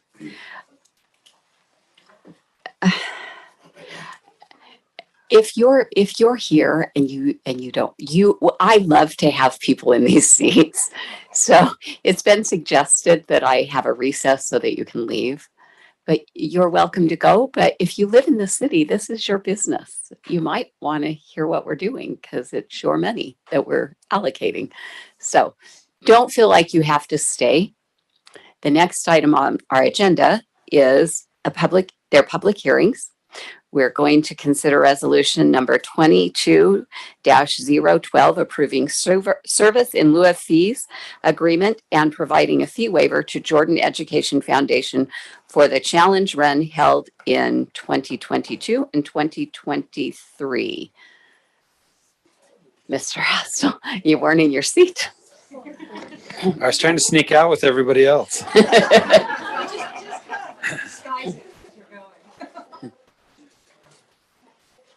Thank you, Council. We received an application from the Jordan Education Foundation. We've been working closely with them. Jason Casto and several of his other members of the board are here to present their application to you guys, so I'll step aside and let them do that. Thank you so much for having us. We're very excited to be here. You have the paperwork, so you know a lot of details about that, so I won't spend any time talking about that. But it was recommended that we spend a few minutes and outline specifically what the foundation does that benefits West Jordan City. And so between that time, and by the way, thank you to all the staff members, Corbin and Isaac and others have put a lot of time in helping us to to get here. So they're new that we haven't worked with in the past. And so we're very, very grateful for them in helping with that effort. But the Jordan Education Foundation, for those who don't know, is the nonprofit arm or entity of the Jordan School District. We have over 60 schools in the Jordan School District, and we're the nonprofit entity. The school district itself covers any administration fees so that 100% of the money that we raise goes directly to the schools, to the students and the teachers. And so most of the people on the foundation are like myself. It's a volunteer. We have other volunteers like the Lycums here who are just concerned parents and want to help. And our job is to try to do anything we can to raise money for the teachers and students of the school district. And the challenge run is just one example of that. Specifically, this event raises money for teacher grants. Teachers can do applications and provide a request to get money, and then we give grants to that by money that we raise. We go around and give these big checks to them when they get awarded. This is the one that represents how much money we gave last year to the teachers and students through the through the classroom grants. So over $355,000. This event goes to help that exact program and gets money to teachers. And specifically how that would work towards West Jordan City, I'll give you a few examples. These are very common numbers. The schools that are in West Jordan make up about 20% of the schools in the Jordan School District. But it's very typical that on many of our programs, about 40% of the money comes back to Jordan School District. Those are things because all of our Title I schools are in West Jordan. A few examples of that: in 2021, we have a program called Christmas for Kids where we provide a Christmas for children who can't do that. We service 511 students. Of those, 220 were from West Jordan, so 43%. Diplomas Now is another program we financially that's financially supported 100% by the foundation. This program helps students who are not really on track to graduate to kind of get ready and graduate. Last year, 160 of those students, again, around 40%, came from West Jordan schools.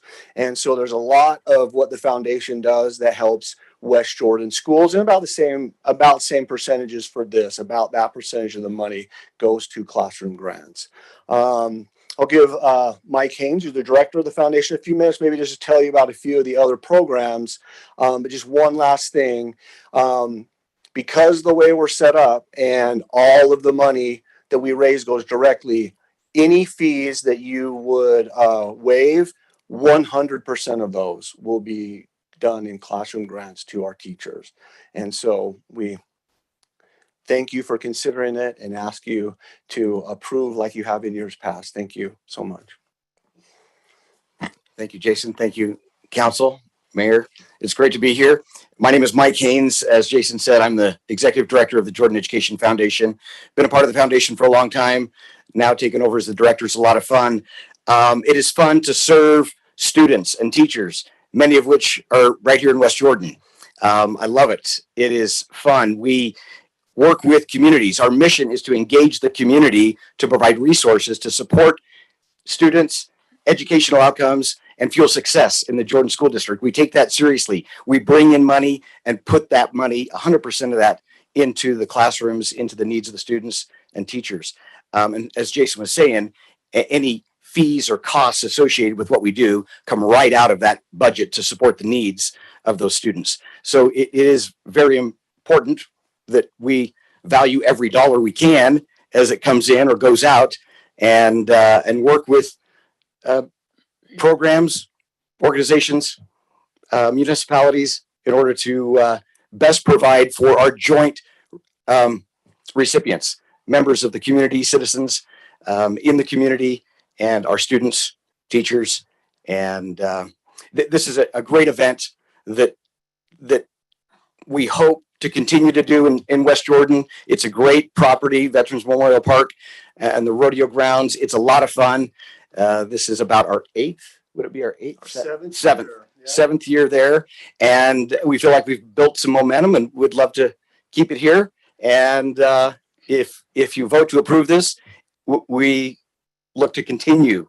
If it turns out that it's more costly than what we expected, we may have to reevaluate where we put that, because based on our board's decision on how our money is spent, we need to do what's best for those students. So I hope that this is something that we can, or that the council will approve to support your residents that would participate, having it and keep it here in West Jordan. Thank you. Any questions?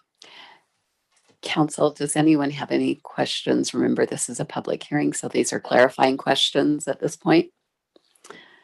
I see none.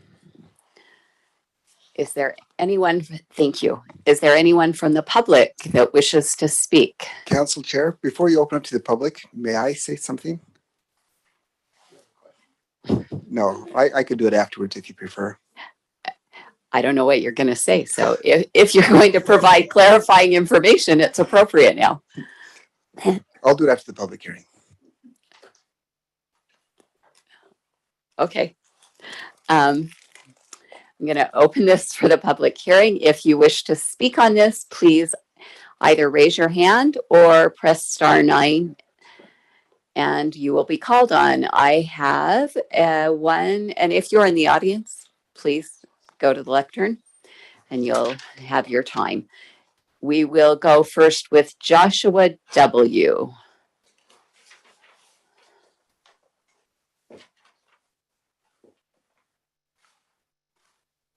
Yes, thank you. I was just wondering how much the waiver is for this particular program. How much? What's the dollar value of the fees that are being waived? Is that something that we can answer? Yeah, we can answer that directly. Typically, when public comments, we don't respond. We're just here to listen. But it is online available. But if someone will tell me, because I can't have a screen to give me that information, I have to have other things up. So it's $14,418. $14,418 Over 2 years. over 2 years. Do you have any other comments, Joshua? Okay. Thank you. No, thank you. Okay. Again, you can find all of this information on our website at www.westjordan.gov. So, anyone else wish to speak from the public on this? If not, I will bring it back to the council for discussion and a motion. Council member Mayor Burton, did you have something you wanted to share? I did, yes. Okay, go ahead. Thank you. As you may be aware, the foundation has come to West Jordan Memorial Park several times and are a good partner with us and have been a great event. I'm really thrilled for the people they bring here. I know lots of local governments spend a lot of money to bring events like this into their city, to bring people in, not only to service the people here in West Jordan, but people who are outside of West Jordan to come in and see the businesses that are here and may come back and use some of those businesses, or maybe even use them while they're here at this time. So they do a good job in raising the reputation of the city and of the foundation, and they provide a great service to our own students and kids who there. As a parent whose all their children have gone through public schools, I'm grateful for foundations like this that provide the extracurricular help that the school districts are unable to do. And the reason I bought, several reasons, but one of them where I am is because of the Jordan School District being here, because we researched the school districts and this is one that we wanted. And it's people like this and programs like this and volunteers like this that make this a good place to live. So thank you, Foundation, for doing that. And a little thing I'd like to add is once this is approved and we have this event going, if when you open up the start of your race, if we could do a little something where the council can come up and thank you for being here and help you kick it off. That would be great. Thank you. Council member McConaughey. Thank you, Chair. Two things. I think there may have been a typo on the packet where it says the mayor does not make any recommendation. I thought that was kind of interesting. But I also wanted to call out that in addition to the let me see how it's said. With the service in lieu of fees and the fee waiver, they are anticipating providing 150 hours of service to the city as well. So I very much appreciated that element was in there. I know that's been brought up in the past, asking for service instead of just a straight fee waiver. So thank you for hearing us. Very much appreciate it. And seeing as no one else's light is on, I would move to approve resolution 22-012. Councilmember Worthen. I'll second that. We have a motion to approve by Councilmember McConaughey, a second by Councilmember Worthen. Ms. Quick, a roll call vote, please. Oh, wait. Is there discussion to the motion? Okay. Vote, please. Thank you. Councilmember Jacob, Yes. Councilmember Bloom, Yes. Councilmember Worthen, Yes. Chair Whitelock, Yes. Councilmember McConaughey. Aye. Councilmember Pack, Yes. Vice Chair Green.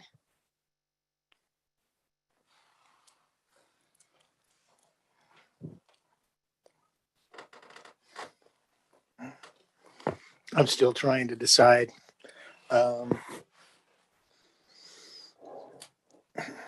Yes. Thank you. That motion passes 7-0. Thank you. The next item on our agenda is to consider resolution number 22-013, approving the annual action plan for the Community Development Block Grant. Clapping for the council appropriately? No, it's not. But thank you for being here.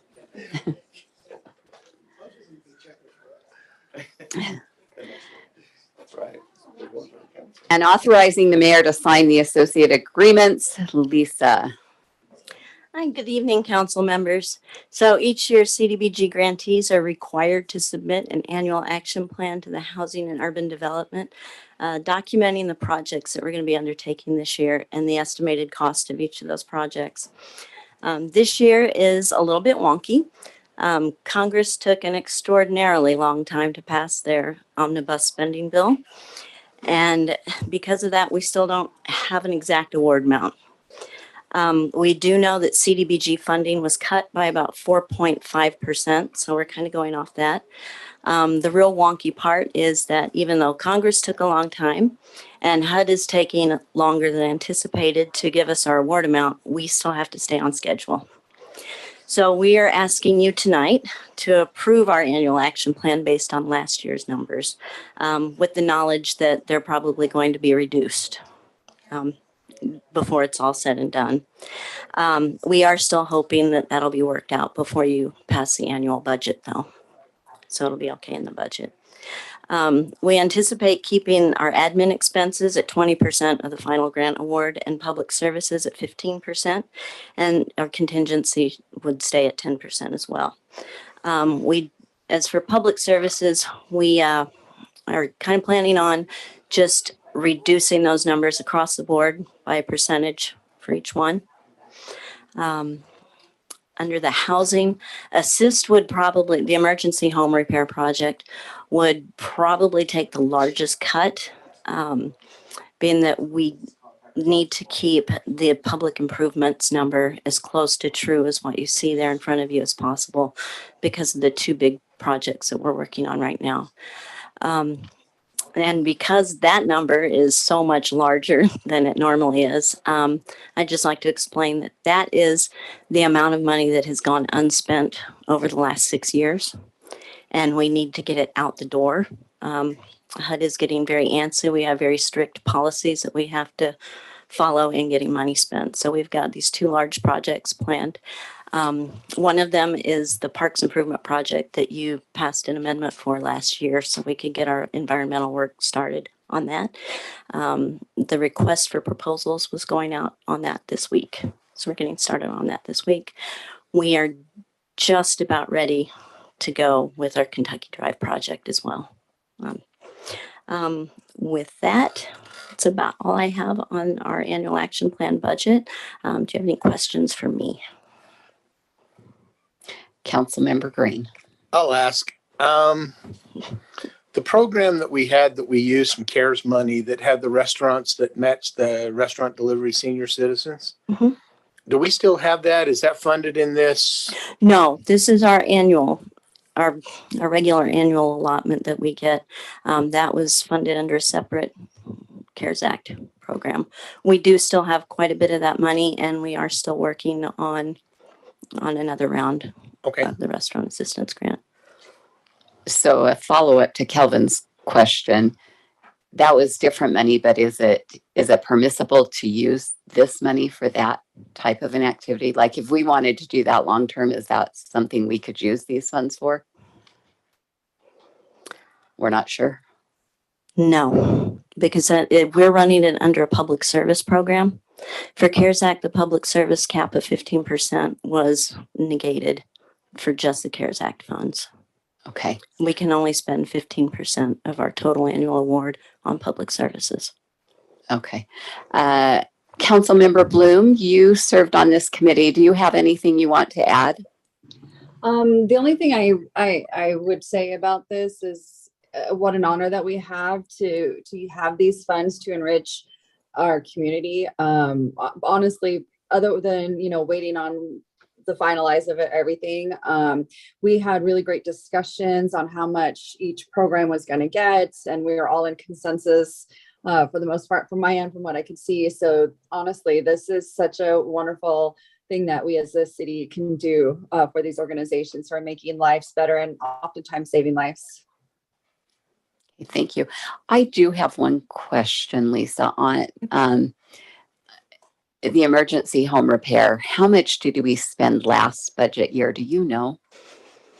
I'm sorry, I didn't ask you beforehand. Actually, we rolled that with the change in program. They didn't get to spend a whole lot of their money up front. So we rolled it, and last year's just ended in December 31st, program year 2020. And in those 6 quarters, they spent $230,000. Oh, so if we have to cut there, it will be a big hit to someone. Yes. Okay. We are in the process of writing a policies and procedure program for emergency home repair.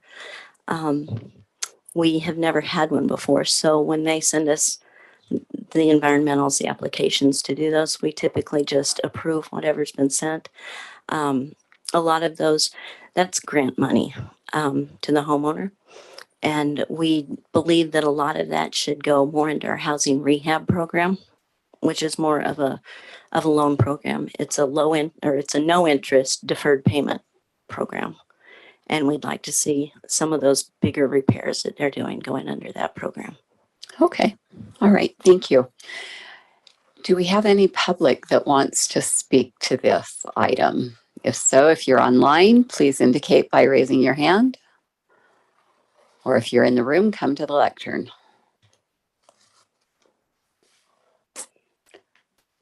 I don't see anyone, so I will end the public comment and bring it back to the council for discussion or a motion. Councilmember Green. Can you go back a couple of slides? There's just a number I wanted to. Okay. I'm just looking at numbers. I was just looking at the housing stuff and seeing how big of a hit it was, just to see if there's some creative ways to maybe help fund that if we need to. Councilmember McConaughey. Unless Councilmember Green's got a comment, I've got a motion to approve resolution 22-013. Second. Have a motion by Councilmember McConaughey and a second by Councilmember Green. Is there discussion to the motion? Seeing none, please roll call vote. Ms. Quick. Councilmember Bloom. Yes. Councilmember Worthen. Yes. Councilmember Pack. Yes. Vice Chair Green. Yes. Chair Whitelock. Yes. Councilmember McConaughey. Aye. And Councilmember Jacob. Yes. Thank you. That motion passes 7-0. Thank you. Next is to consider ordinance number 2215, amending the 2009 West Jordan City Code, allowing pet groomers as a permitted use in certain agricultural, planned development, and manufacturing zones. Mr. Gardner? Yes. So, good evening, council. Thank you.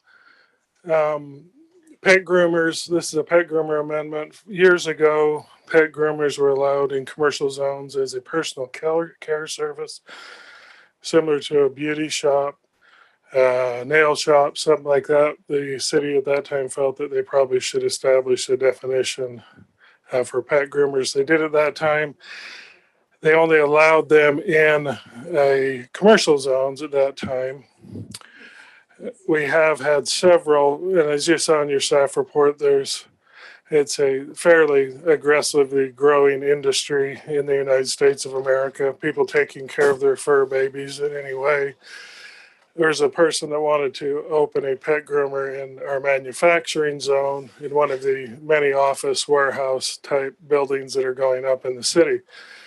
They could not under the use table because they are not allowed in the M1 zone. Interestingly, you can have your pet cremated in the M1 zone, but you can't wash it. So we determined that maybe it was a time to look at this and broaden the horizons of West Jordan City and allow pet grooming in the M1 zones and in agricultural zones. That also was a little striking to me that you couldn't wash your pet in an agricultural zone.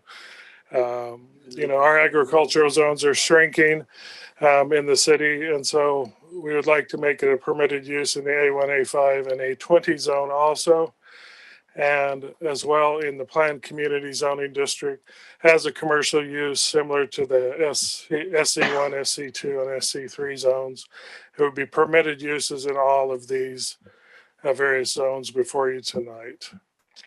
And Alan, and this was the definition that was created several years ago, and it's an establishment engaged in both the hygienic care and cleaning of a pet. So it doesn't mean kennel, anything like that. It is taking your pet either to a professional to have it done or one of the self-service salons that are opening.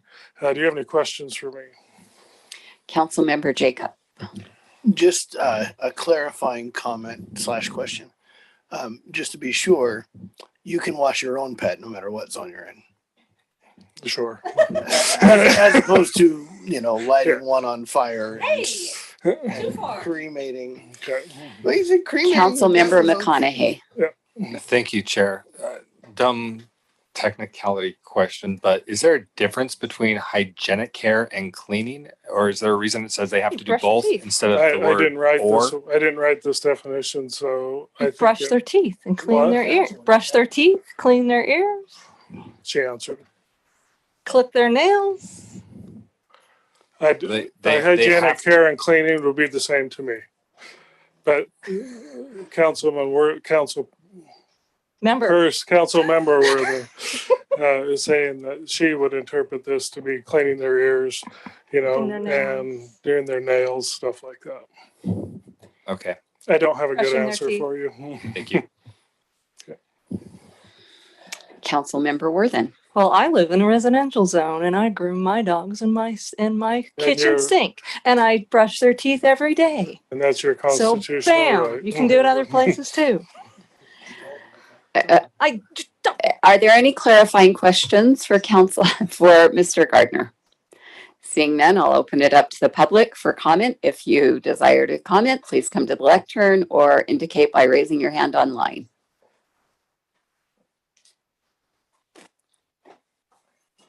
Seeing none, I will bring it back to the council for a motion. Councilmember Green. Well, my comment is that, and Larry and I had a meeting today on some other zoning issues, and what we decided was that the reason why pet groomers weren't allowed in manufacturing zones is they didn't want the animals to escape and go to the other meat processing plants that are allowed in the M1 zones. So Never mind. With that, I'm gonna move to approve ordinance number 2215. Councilmember McConaughey. Second with discussion to the motion. We have a motion by Councilmember Green, a second by Councilmember McConaughey. Any discussion of the motion, Councilmember McConaughey? Thank you, Chair. I'm not sure if this is a question for Councilmember Green or for one of the attorneys, but how would you feel about, I guess, Councilmember Green, do you feel about changing the verbiage of the definition to be and/or? Where it talked about hygienic care or grooming, or hygienic care and or cleaning. And or cleaning. Yeah. Councilmember Green, you made the motion. How would you feel about a modification along those lines? Yeah, if we want it, I'm okay with that amendment. Okay.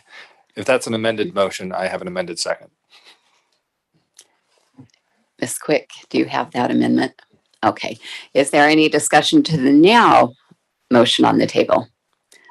Seeing none, we'll call for a vote. Thank you. Councilmember Pack, Yes. Councilmember McConaughey, Aye. Councilmember Jacob, Yes. Councilmember Bloom, Yes. Vice Chair Green, Yes. Chair Whitelock, Yes. and Councilmember Worthen. Yes. Thank you. That motion passes 7-0. Next, consider ordinance number 2216, amending the 2009 West Jordan City Code, repealing fencing and screening setback requirements in professional office, commercial, and manufacturing zones. Mr. Gardner again. Thank you. And Alan, can you go to the next slide? So what this ordinance will do, there's a passage in the in ordinance 1314 4C that says no wall fence or opaque hedge or screening material shall be installed or constructed within 10 feet of the right-of-way line. A business owner in the M1 district applied to the city to put a 8-foot security wall around his property that stores steel and that type of thing, that they're having a lot of illegal parking on his property and some theft. So he wanted to put a very nice looking wall up along his property to provide security to keep the thieves out. He was told at the time that the wall would have to be 10 feet in from the right-of-way line. There's adequate right-of-way on the road. It's a road that meets standards. It was built without park strip or sidewalk. It's in an industrial area. He had an issue with this because he felt like that was taking about 6,000 feet of his property that he could not use for storage, and wanted to know if the city was willing to amend that. Alan, could you? Okay. And so this is kind of a rough illustration. You can see the white line on the very top, and then around to Chrome Alley Circle is the right-of-way line. There's actually 10 feet from the gutter pan, you can see, to the right-of-way line where there's adequate room to put park strip and sidewalk in. Where the dotted line is under the ordinance would be where he would have to put his fence.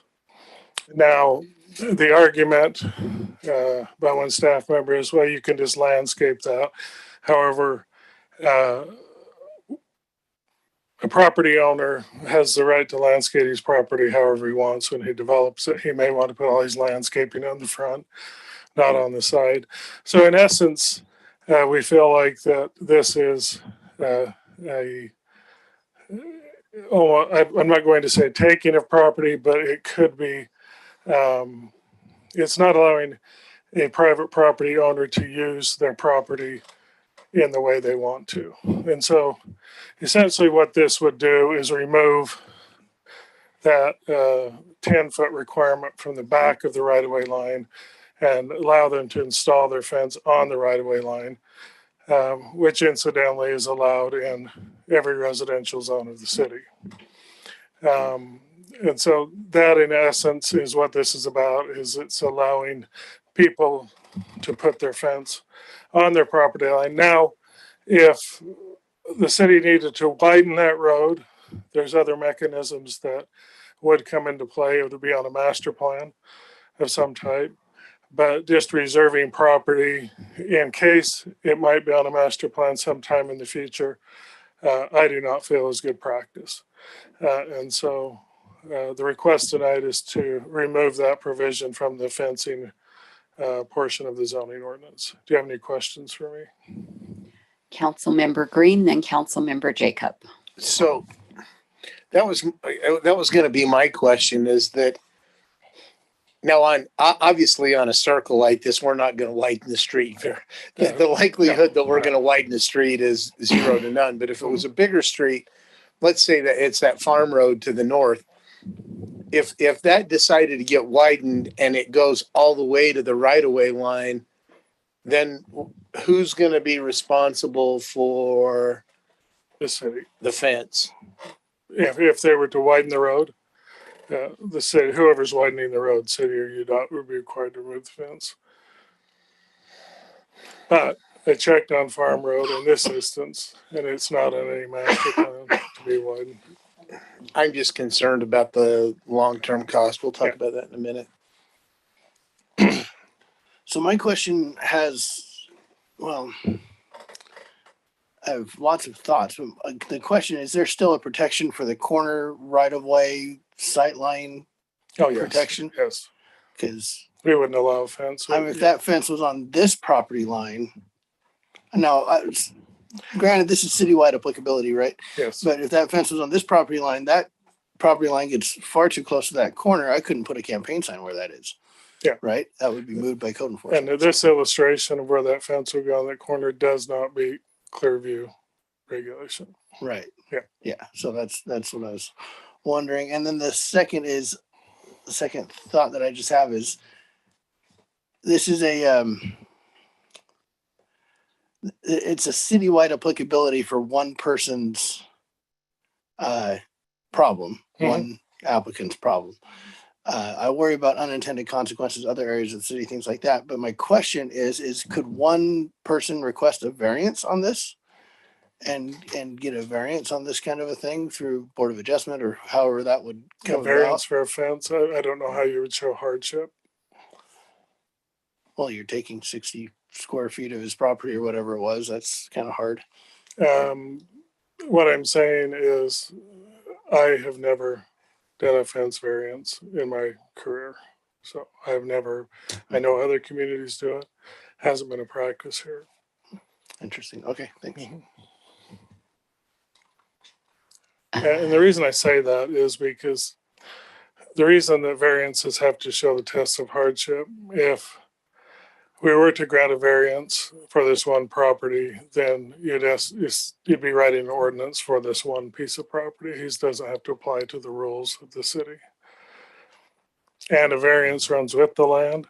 If we were to write in this, then that also would be an issue because the city has granted him something special. So, how many properties might this affect? Do we have an idea? Hundreds. I couldn't tell you. Yeah. All of the industrial zone, professional office zone. Okay. Councilmember McConaughey. Thank you, Chair. Mr. Gardner, you mentioned that residential, you can go right up to the right of way. What other zones are you all ready to go right up? What other zones are you already able to go right up to the right of way? I guess to better frame my question, residential only because this portion is only specific to professional office, commercial, and manufacturing districts. So PC, you can go right up to the right-of-way line, that type of thing. Public facility, you can go right up to the right-of-way line. How do I phrase this? I'm trying to understand if not being able to build up to the right of way is an outlier here, or if the others where you can build up to the right of way is the outlier, or is it pretty evenly mixed? And what's the rationale besides potential future expansion behind limiting that placement to 10 feet from the right of way. That rationale, I don't know what the rationale was when this ordinance was put in, so I can't answer that accurately. That would be my guess.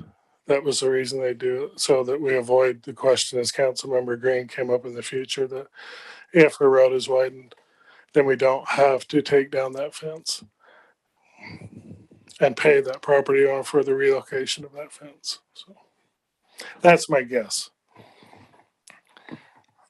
So follow-up question, do you know how many times during your time with the city we've had to expend? How many times we've seen a savings because we haven't had to pay to relocate a fence? I don't. Fences are much less costly than buildings. And so a building would be required 10-foot setback from the property line. We don't consider fences buildings. So, Are there any further questions from? Okay, seeing no further questions, I'll take it to the public for comment. If you have a comment to make, you will have 3 minutes. Please keep your comments kind and to the subject, and remember that we don't answer questions during public comment period. I see one hand for a Stephen. Go ahead, Stephen. You need to unmute yourself. Can you hear me okay? Yes. Yeah.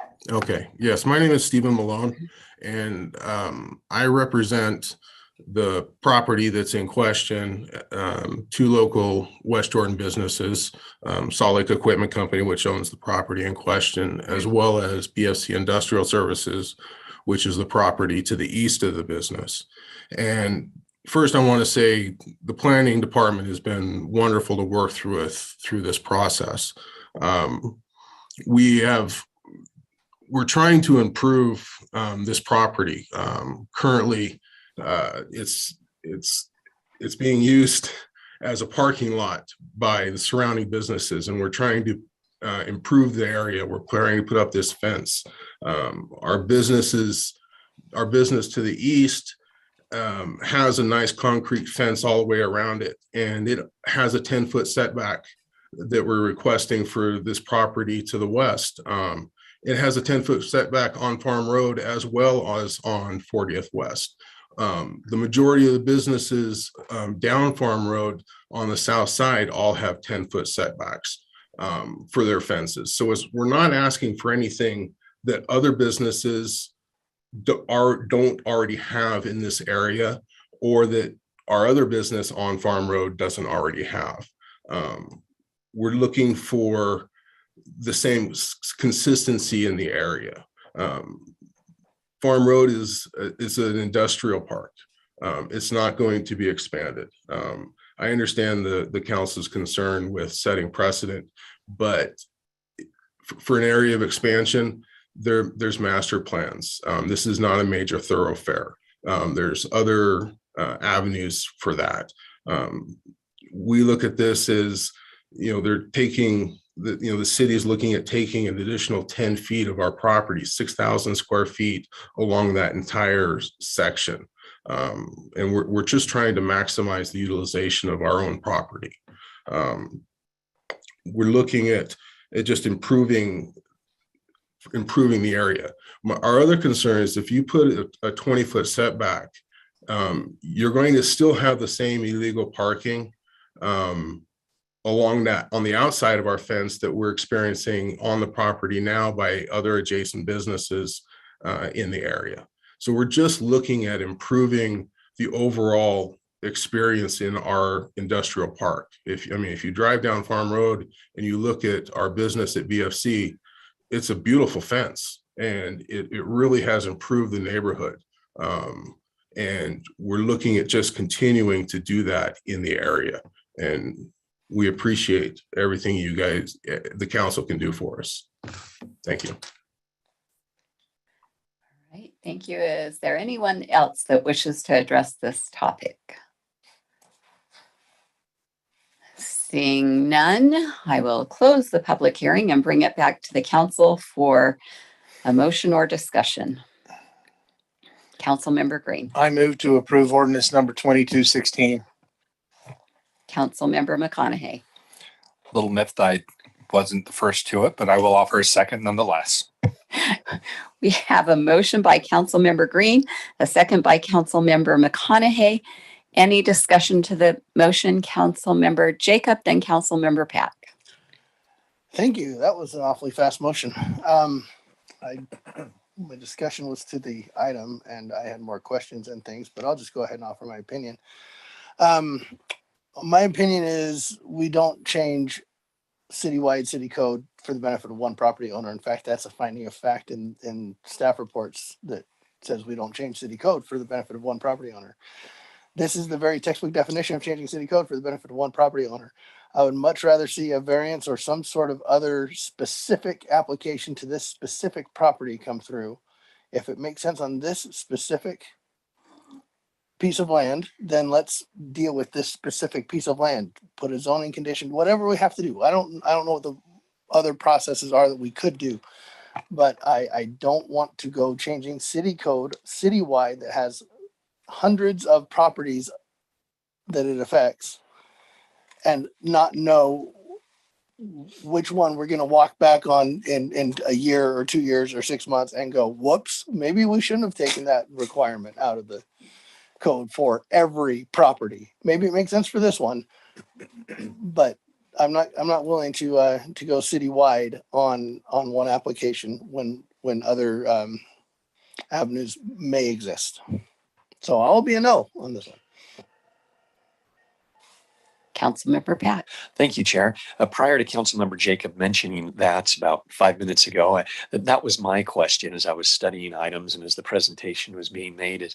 I really enjoyed my 10 years on Board of Adjustment working with Mr. Gardner. It was a wonderful time.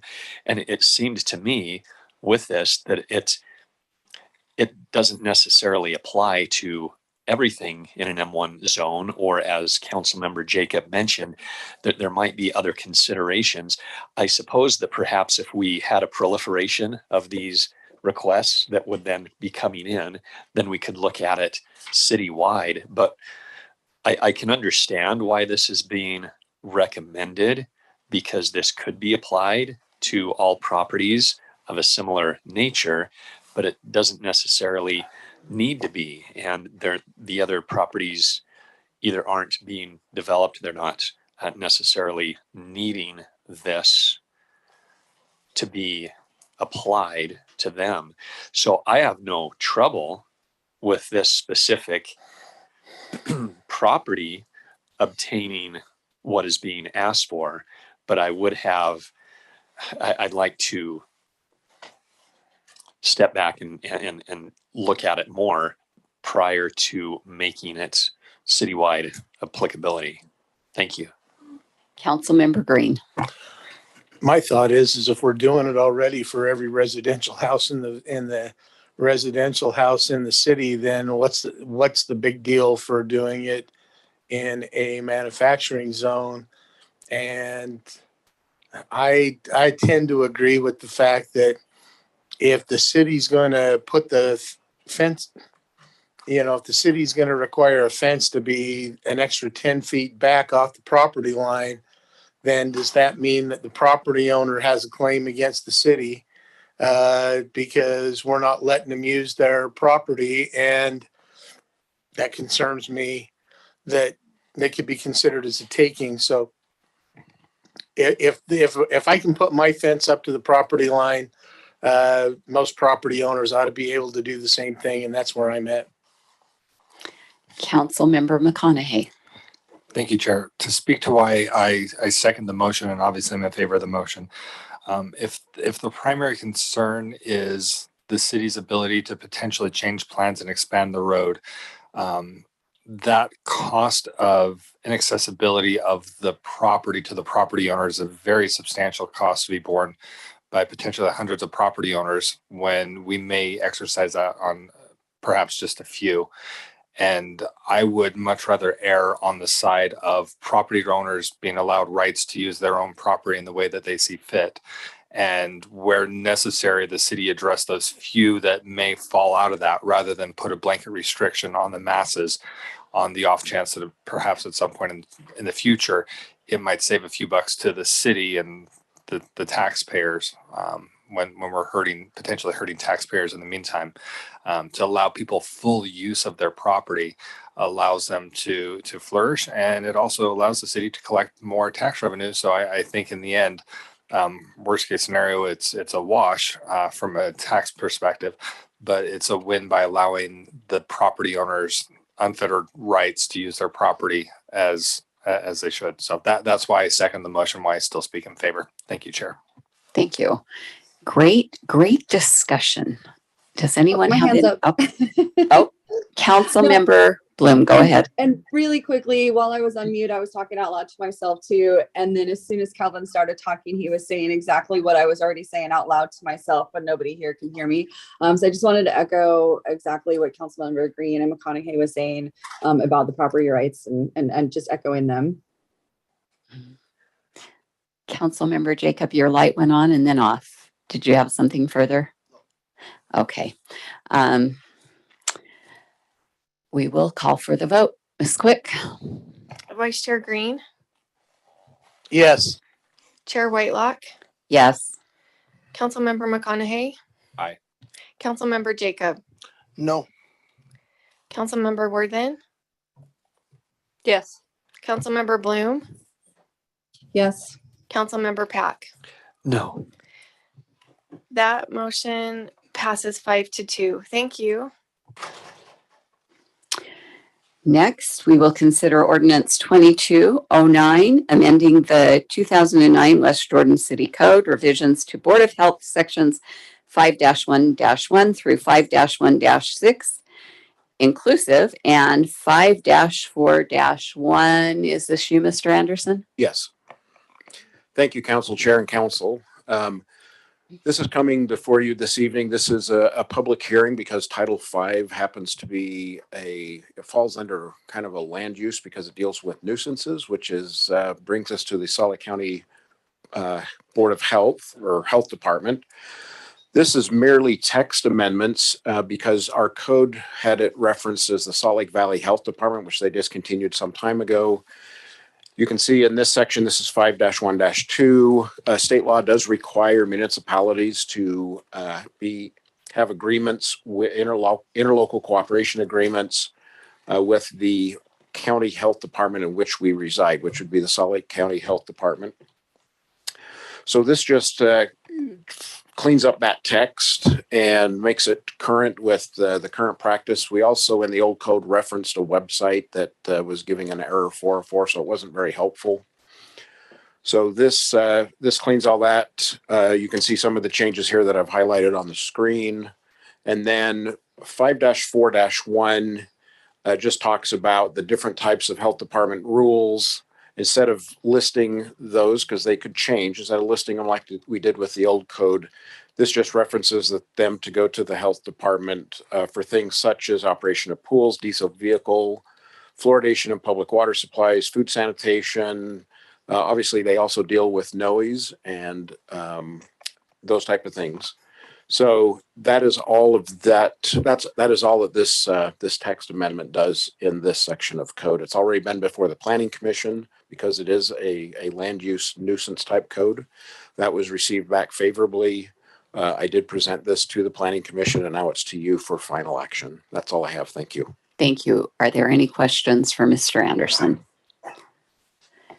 Seeing none, I will open the public hearing. If you desire to speak on this, please let me know by raising your hand or coming to the lectern. Seeing none, I bring it back to I close the public hearing and bring it back to the council for any discussion. Is there any discussion before we get a motion? Councilmember McConaughey. Thank you, Chair. Despite Councilmember Green's vehement opposition to this, I would still like to move to approve ordinance 22-09. I was going to second it, so I can't be too opposed. We have a motion by Councilmember McConaughey and a second by Councilmember Green. Discussion to the motion. I would just like to thank Council Director Anderson for working on this.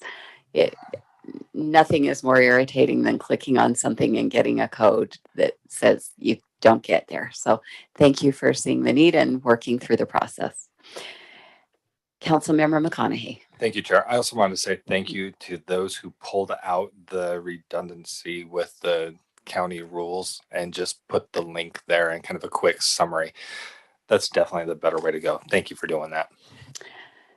Ready for a vote, Ms. Quick. Thank you. Councilmember McConaughey. Aye. Councilmember Jacob. Yes. Councilmember Bloom. Yes. Councilmember Worthen. Yes. Councilmember Pack. Yes. Vice Chair Green. Yes. And Chair Whitelock. Yes. Thank you. That motion passes 7-0. Next is to consider ordinance number 2218, amending the annual budget for fiscal year 2022. Ms. Steck. Thank you, Council. This ordinance memorializes our discussion from last week during the work session. We were advised by Mr. Wall that we should probably put it into an ordinance so that he would feel more comfortable that that appropriation existed. So this is for the remodel contract and the Zone 6 water storage tank. Most of the funds that are being budgeted in this request will be rolled over to the next fiscal year, but it assures the contractor that you are clear in your direction for them to proceed. So thank you. Thank you. Are there any questions on this motion? Ms. Worthen. Mr. Wall, does this make you feel better? It does, because it's consistent with the Uniform Fiscal Procedures Act. Then I'm good, as long as Rob's good.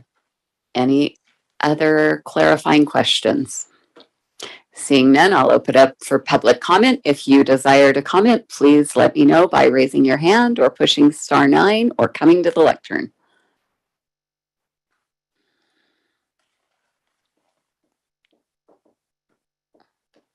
Seeing none, I will bring it back to the council and close the public hearing.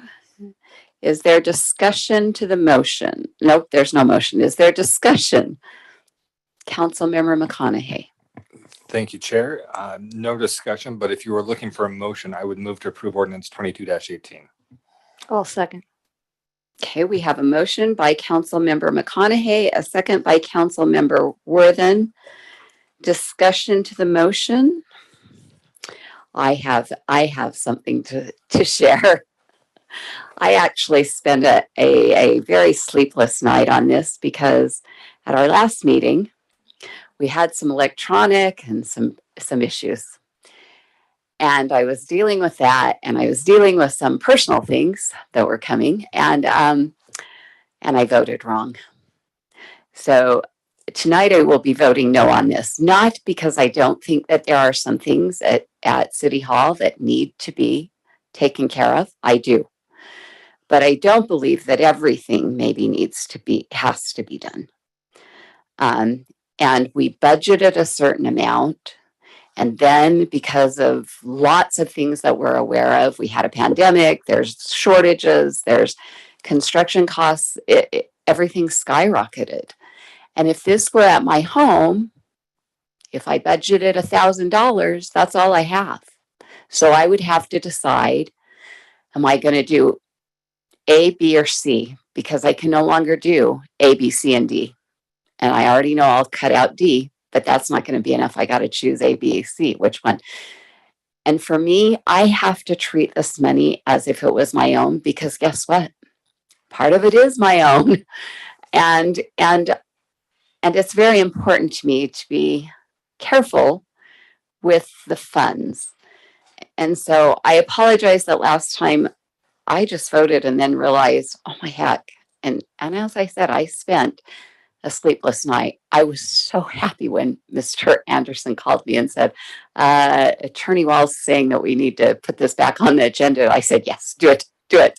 So tonight I will be voting no. Again, it's not because I don't know that there's a need. There is a need. There are things at City Hall that absolutely need to be done, and now is the time to do them. I wish that when the report came out, that instead of just being shown floor plans and pretty things, we would have been given that report. And I hope in the future we are. The report with the, I think you said 3 pages, Mr. Ostel, of things that had to be done, problems. That would have been really good data for our council to have had, in my opinion. So seeing no further lights, I will ask Ms. Steck to do a roll call vote, please. Quick, Steck, quick. Whoever can do this for me, just do it, please. This quick. Councilmember Worthen, Yes. Councilmember Pack, Yes. Vice Chair Green, No. Councilmember McConaughey, Aye. Chair Whitelock, No. Councilmember Bloom, Yes. and Councilmember Jacob. Yes. Thank you. That motion passes 5-2. Thank you.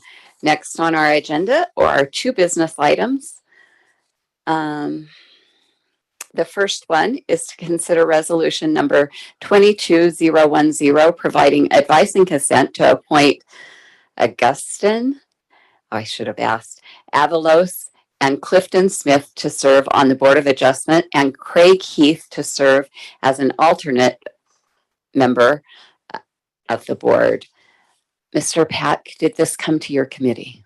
Yes, to the mayoral appointment committee. And? And we don't have any reservations regarding the presented appointments. Okay. Council, do you have any discussion or motions? I do. Councilmember Green? This one's for the city attorney.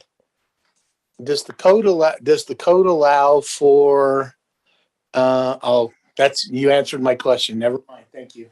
That answered my question.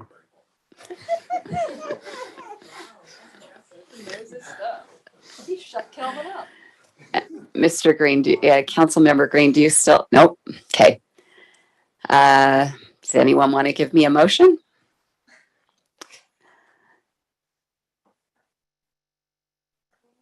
I was just waiting for the mayor to introduce the people or do something, but if there's not, I will make the motion to approve resolution number 22-010, providing favorable advice and consent to appoint Mr. Avalos, Mr. Smith, and Mr. Heath to the Board of Adjustment. I'll second. Thank you. We have a motion to approve resolution number 22010 by Councilmember Green, a second by Councilmember Bloom. Any discussion to the motion? Councilmember Pack. Well, thank you, Chair. As I mentioned earlier, having been able to serve on the Board of Adjustment, what a wonderful opportunity it was to make a difference in the community. And as you saw briefly going through the PowerPoint slides there, the qualifications of the different individuals, it's nice to see that there's a variety of public sector and private sector, different demographics there, and business as well as civic responsibilities that they've held. I remember being approached as I finished my supposed 1-year term, which turned into 3 years on the General Plan Committee. And I was approached by a couple of staff members saying, "Hey, we'd really like you to serve on this Board of Adjustment." And I said, "What is a Board of Adjustment? What are we adjusting? I've never even heard of that." And it was really a wonderful opportunity to serve. And I'm very grateful for other city residents who step up and have the passion and zeal for volunteer service, and wish them the best in making a difference in our community. Thank you. Great. Any other comments? No? Okay, Ms. Quick, roll call vote, please. Councilmember Bloom, Yes. Chair Whitelock, Yes. Councilmember Jacob, I forgot to ask if this one makes Rob feel any better, but I'll just say yes. Councilmember Worthen, Yes. Vice Chair Green, Yes. Councilmember McConaughey, Aye. Councilmember Pack. Yes. That motion passes 7-0. Finally, gentlemen, we are going to consider resolution number 22-016 prohibiting the use of ignition sources, including fireworks, explosive devices, and open flames in certain areas that historically constitute a hazardous environmental condition. Councilmember Green? I'm going to move to approve resolution 22-016. Second. Okay. We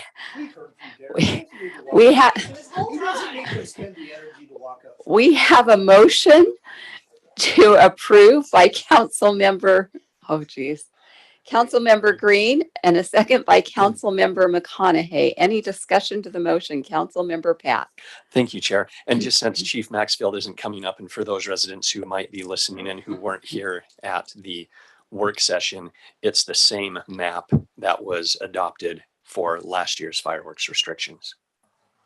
Thank you. Yes, and it's currently on the screen. And if you have questions, feel free to contact us. Any discussion?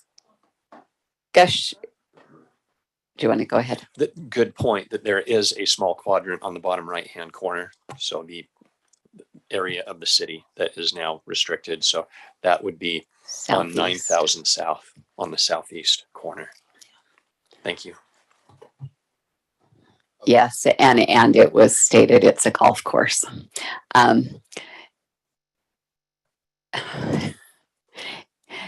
Is there any further discussion to this?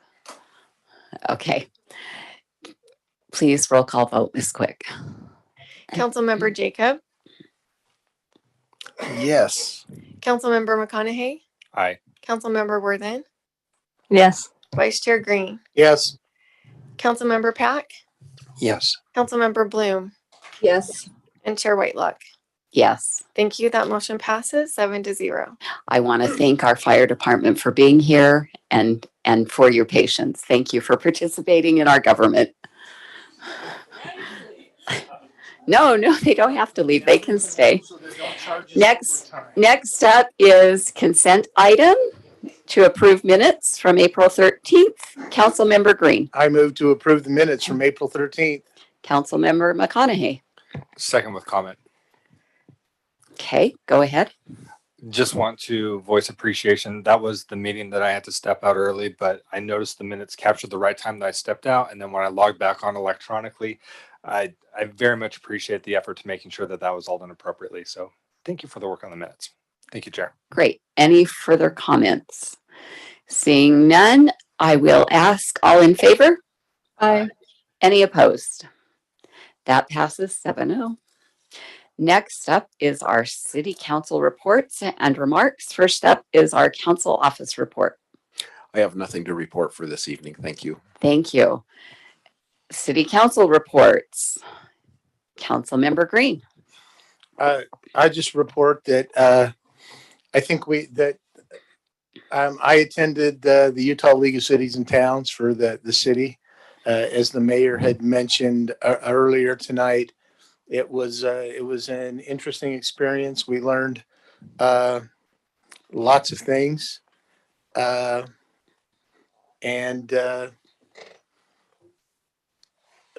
I think we're going to be able to use some of the information as we move forward.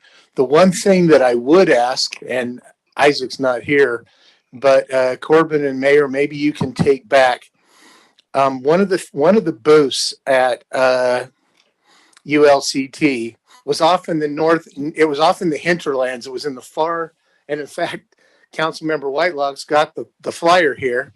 There's a company out of Cedar City that called Back to Life, and it's Bacta is like bacteria, and they treat the ground. And it allows, according to what they say, it allows this bacteria to soak in and go into the ground and amend the ground. That you only have to water the grass about once a week, and apparently it saves a lot of money. When I was talking to the guy, he was talking that they might be able to do a demonstration on an acre or two for as small as $5,000 to $7,000. I'm going to tell you that I'd be willing, and so that's why I'm asking you if you can look at this. I'd be willing to even if we have to do another budget amendment. Denise is going no, but if this kind of a product allows us to do things where we can lead the way. First off, it eliminates all of the chemical fertilizer that a lot of people are against, but it also if it helps us save water and helps us lead the way on that, that's exactly what I think we need to do. So that was one of the big takeaways that I got out of ULCT. There was some other meeting I went to, and now I can't even remember what it was that I was going to report on, and I can't remember. But at the end of the day, I will report that I did sit down with one of the senior pilots with the Utah National Guard the other day, and he assured me that the helicopters fly in the FAA approved pattern. They fly at the appropriate height because of the Class B airspace at the airport. They have to stay at a certain level. They can't go higher. They're very aware of the neighbors. They try to fly as neighborly as possible, and they actually slow the speed down when they use their approaches. And they are forced to fly out over that neighborhood, by the way, because that's the FAA rule with the right-hand turn stuff. And they actually he told me that they actually slow the helicopters down when they get to the point of the mountain and waste a lot more fuel because they're less noisy. And they actually slow the helicopter down. And the faster those birds fly, the noisier they get. So they slow those helicopters down over the houses to reduce the noise. And unfortunately, we've got a citizen who doesn't like the noise from the helicopters. They do fly over my house sometimes, not very often because they don't fly training patterns to the east. And just so that everybody knows, what I did learn is that they fly until 10 o'clock in the winter. They fly until 11 o'clock in the summer because they need the night hours to fly. And so that because they're required to have so many night hours to fly. So when we see the helicopters up at 10 o'clock at night, up till 10 o'clock at night in the winter, up until 11 o'clock at night, they're actually meeting military training requirements to meet the night flying requirements for military pilots. So that's all I have to report. And thanks for your time. Councilmember Bloom. I also want to echo attending the conference last week, and as a first-time council member, how valuable a conference like that is, not only attending classes all day, understanding the challenges that cities from all over Utah have, getting in dialogue of what they're doing and vice versa, is such a valuable resource for us, hearing other opinions, other thoughts from all sorts of backgrounds, and most importantly, hearing from the experts who study this for a living, that their whole life is about, these particular issues that we face in our city. But what I found really exciting was the after hours, really to getting to know other council members from across the state and developing that networking and that friendship. And even ever since then, every day I'm getting messages and text messages from various council members and even mayors across the state, and asking even policy questions. Hey, what do you think about this? Our city's doing this. And to get that camaraderie within our state is only beneficial for us on city council. So I am really grateful for the learning. I'm still diving through my notes that I took there, and being in discussion with with you guys as well on council since that time, and I'm really grateful for that our city allows us to go and get this training and to grow as a council and to be even closer as a council as well. I also want to mention that the CDBG committee and what you guys heard earlier tonight. What an honor to be on that committee and hear these organizations that give back to our community, and in many of these cases actually save the lives of our neighbors, of our fellow West Jordan citizens, and what an opportunity we have to be able to provide funding to make where we live a better place. And lastly, and I mentioned this during the work session, let's make the job of our police and our fire easier this July 4th. And let's really follow these guidelines of restrictions with fireworks. We love our police department. We want to support our police department. We want to support our fire. We want to support our first responders. And there's a reason why we have put in place for these restrictions. Is because we care about our community. So if you are in one of these restricted areas, respect that, respect our city, and help us be safe and save lives this July. Councilmember Jacob. Thank you. This goes back to the discussion earlier on the pet grooming. My mic is on. Should I just stick my face right on it? About the pet grooming, I wanted to apologize to Councilmember Worthen for my inflammatory remarks. Yeah, you should. I figured that I just wanted to maybe spark some discussion. Hey, yeah, seriously. But I did not intend to burn the discussion down. I apologize. Can I get a new chair? Councilmember Worthen. I don't want to sit by you two anymore. Jerks. Okay. Budget committee. We are going. The mayor should be submitting his budget soon. So we should be getting some meetings on the schedule. You guys have seen some emails about that. So Alan should be getting those set up for us. On the helicopters, I actually live under that flight pattern. And between 9 and 10 o'clock is my personal time. My kids always knew after 9 o'clock, if you wanted a question to an answer not to be no, do not disturb me. That's my time when I just unwind for my day, watch my TV. And I am regularly do I hear those helicopters going over my house. And guess what? It doesn't bother me. And like Councilperson Green has said, it's the sound of freedom. Both my dad and my brother served in the military, and I don't have a problem with it. So I just got to put that out there. I am glad that we have them doing those trainings because they protect our freedom. Shout out tonight to Shannon Crawford. I love the newsletters. So they keep me up to date. They let me know what's going on. They're great information. So I just want to let her know how much I appreciate getting those. In a world where we're inundated with emails, that's because we get emails on everything and anything. I watch for those all the time because I do very much appreciate those. So if she does listen to this, then she can hear it from me. If not, if the two of you could please let her know, I very much appreciate the job she's doing on those. That's it. Okay, I'm going to go. Oh, nope, I'll let Councilmember Pack go. Oh, okay. Go ahead. Oh, thank you, Chair. Yes, just following up on the conversations of today, I sure appreciate hearing all different sides of issues.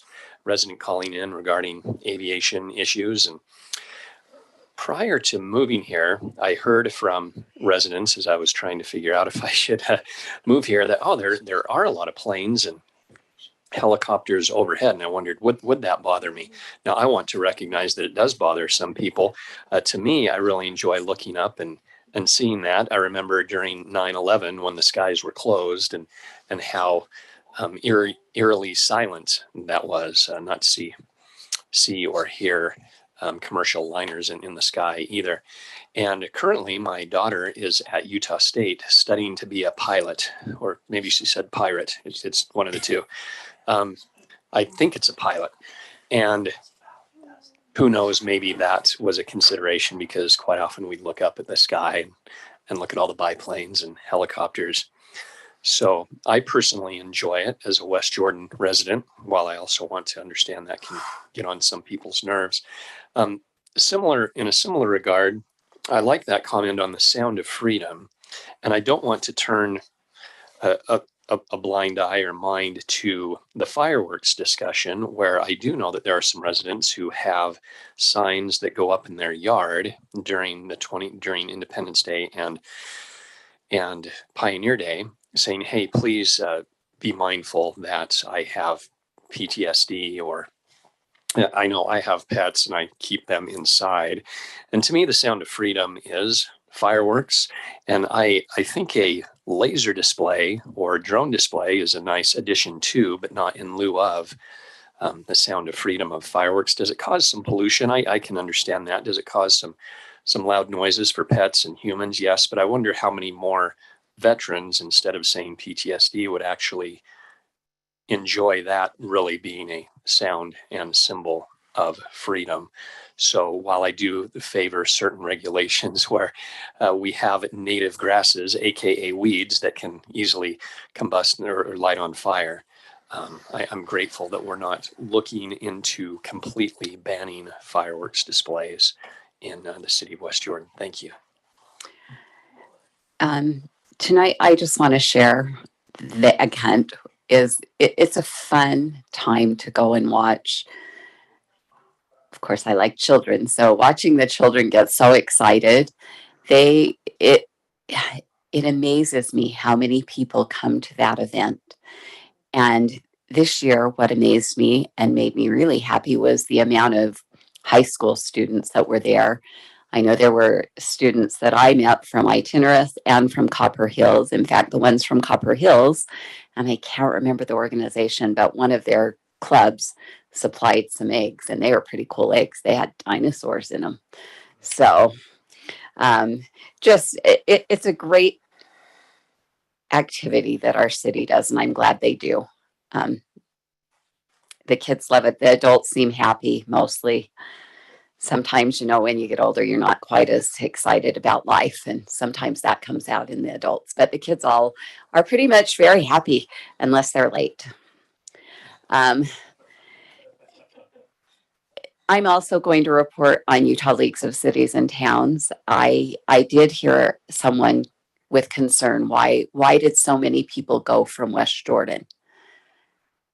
And my response was, I am so happy we finally had people attending. It's so important. It's not only is it valuable training, you learn things like the alternative to fertilizer that can amend the soil. I mean, I don't know. I have rocky clay soil like most of us, and it needs a lot of amending to do well. And I would have never heard of that if I hadn't gone to that conference. Neither would have Kelvin, because I said, go look at that. And he did. But not only that, now I know that what's coming up for the next legislative session, because of the classes I took, are a lot of water and policing bills. And that's valuable so that I can be alert, so that I can be interfacing with the legislators that I know and giving them how it affects our city. Because sometimes if we're not there at the table, we get left out, and it isn't always a good end result. There's also something that I thought was really intriguing the title of the class didn't really meet the class. I didn't feel, because it was police data. But really, the things that I took from that is, in the future, they're going to have really good data because the governor has now got this group together and they're working on it.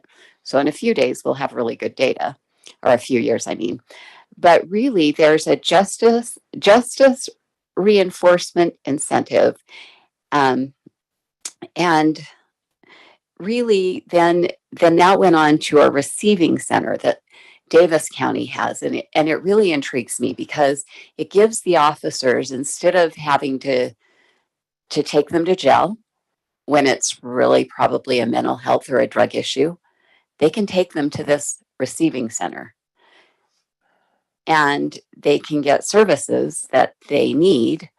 And so far, the data is showing that, I'm going to say it wrong, I just know it, but the recidivism rate is lower because they have that. And so it's something that I would hope that we might talk to Salt Lake County and see if they're working on that or if they would like to start working on that, because I think it would be a great thing for our community. And I'm going to now give a little more time to Councilmember Green, and then I have my housekeeping items. So I messed up. There was one thing I was going to say and I forgot about it until Deputy Chief Bell walked in, and then I realized what it was. Last night was a tragic event in West Jordan City, but our public safety departments, the police and fire were there, took care of it, and got it resolved very quickly with a quick arrest. And honestly, we can't ask more than that. To have a police department that's that efficient, that does what they do, and the fire department that responded and did what they did. I will also tell you that I had to work on a criminal case over the last week, and it was a Taylorsville criminal case, but our fire department responded to it too. And all reports, they did a wonderful job. This was back on Halloween. So we've got the best. Councilmember McConaughey. Thank you, Chair. Complete endorsement of what Councilmember Green said. As we've talked tonight, we've talked a little bit tongue in cheek about the sound of freedom being those helicopters out at the airport. I know those in the Air Force would disagree. I know my grandfather in the Navy has different thoughts as well as what exactly is the sound of freedom. But as there was conversation, I started thinking about it a little bit more, that even the sound of the paper and pencil from the good folks over in development, as they're talking about what can we do to protect land rights of property owners, is the sound of freedom. And then as Councilmember Green talked about our public safety, not just police and fire, but what the folks in the streets do. This morning, we found a pothole that was in a potentially precarious position, and within a couple hours, it was resolved. So many sounds around the city with our city staff working for the freedom of the folks here that live here in the city, right to pursue rights to life, liberty, and pursuit of happiness. And I very much appreciate Councilmember Green highlighting the service from our public safety. The last thought that came to mind was the sound of those sirens, whether they're red or blue. It's the sound of angels. Seriously appreciate everything that those folks do for us, the care that they give, and often putting themselves at risk for the rest of us. We're very blessed to live here in a city that provides those services for the residents. And I feel very privileged to speak on behalf of them, especially during the budget season, to help make sure that we're able to continue those services that the residents so very much appreciate and want. So thank you. Thank you. Next up on our agenda is new business reports. You can see them on the screen.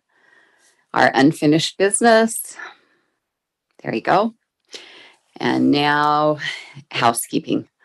As Councilmember Worthen mentioned, budget will be coming to us on May 11th.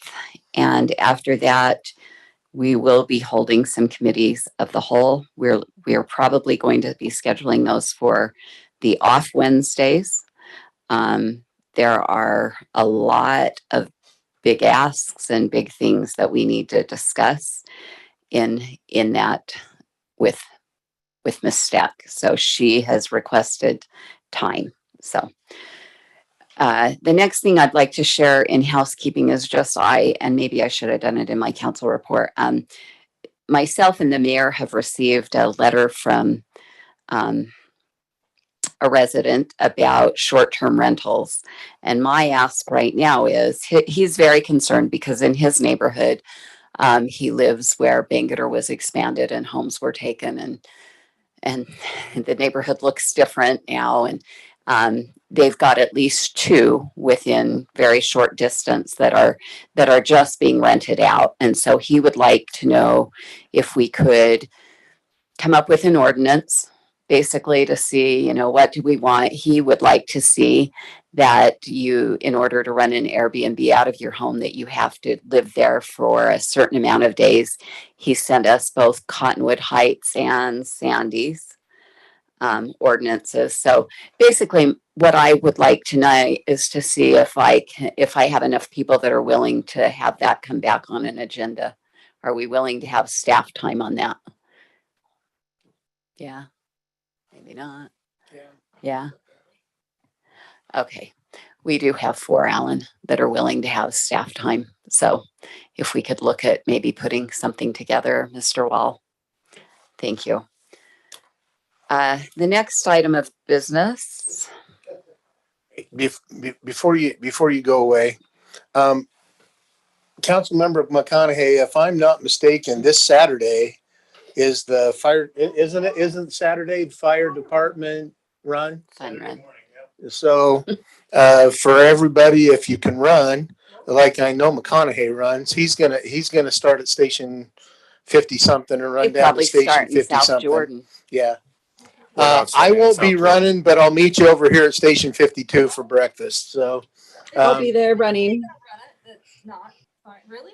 Yeah, I'll probably run it as well. Unless something chases me, and then I have to think. A couple of years Hey, ago, turn your mics on. I can't hear you. A couple of years ago, I parked at the fire station down here, ran up to 53, and then ran back to here. That's a fun way to do it if you want some extra miles. but if even if you don't run, show up for a good breakfast and the signing of the department values. It's a good morning. It is a good morning. If I was going to be in this state, I would be there, but I'm not. The next item is a closed meeting. Where is it? To discuss the character, professional competence, and physical or mental health of an individual as provided by Utah Code, annotated 52-4-205. Councilmember Green. I'm going to move that the city council temporarily recess the council meeting to convene in a closed session to discuss the character, professional competence, or physical or mental health of an individual as provided by Utah Code 52-4-205. Councilmember Worthen. I'll second. We have a first by Councilmember Green, a second by Councilmember Worthen. Roll call vote, please, Cindy. Councilmember Pack, Yes. Councilmember Bloom, Yes. Councilmember McConaughey, Aye. Councilmember Jacob, Yes. Councilmember Worthen, Yes. Chair Whitelock, Yes. and Vice Chair Green. Yes. That motion passes 7-0. Thank you. We're doing it right here.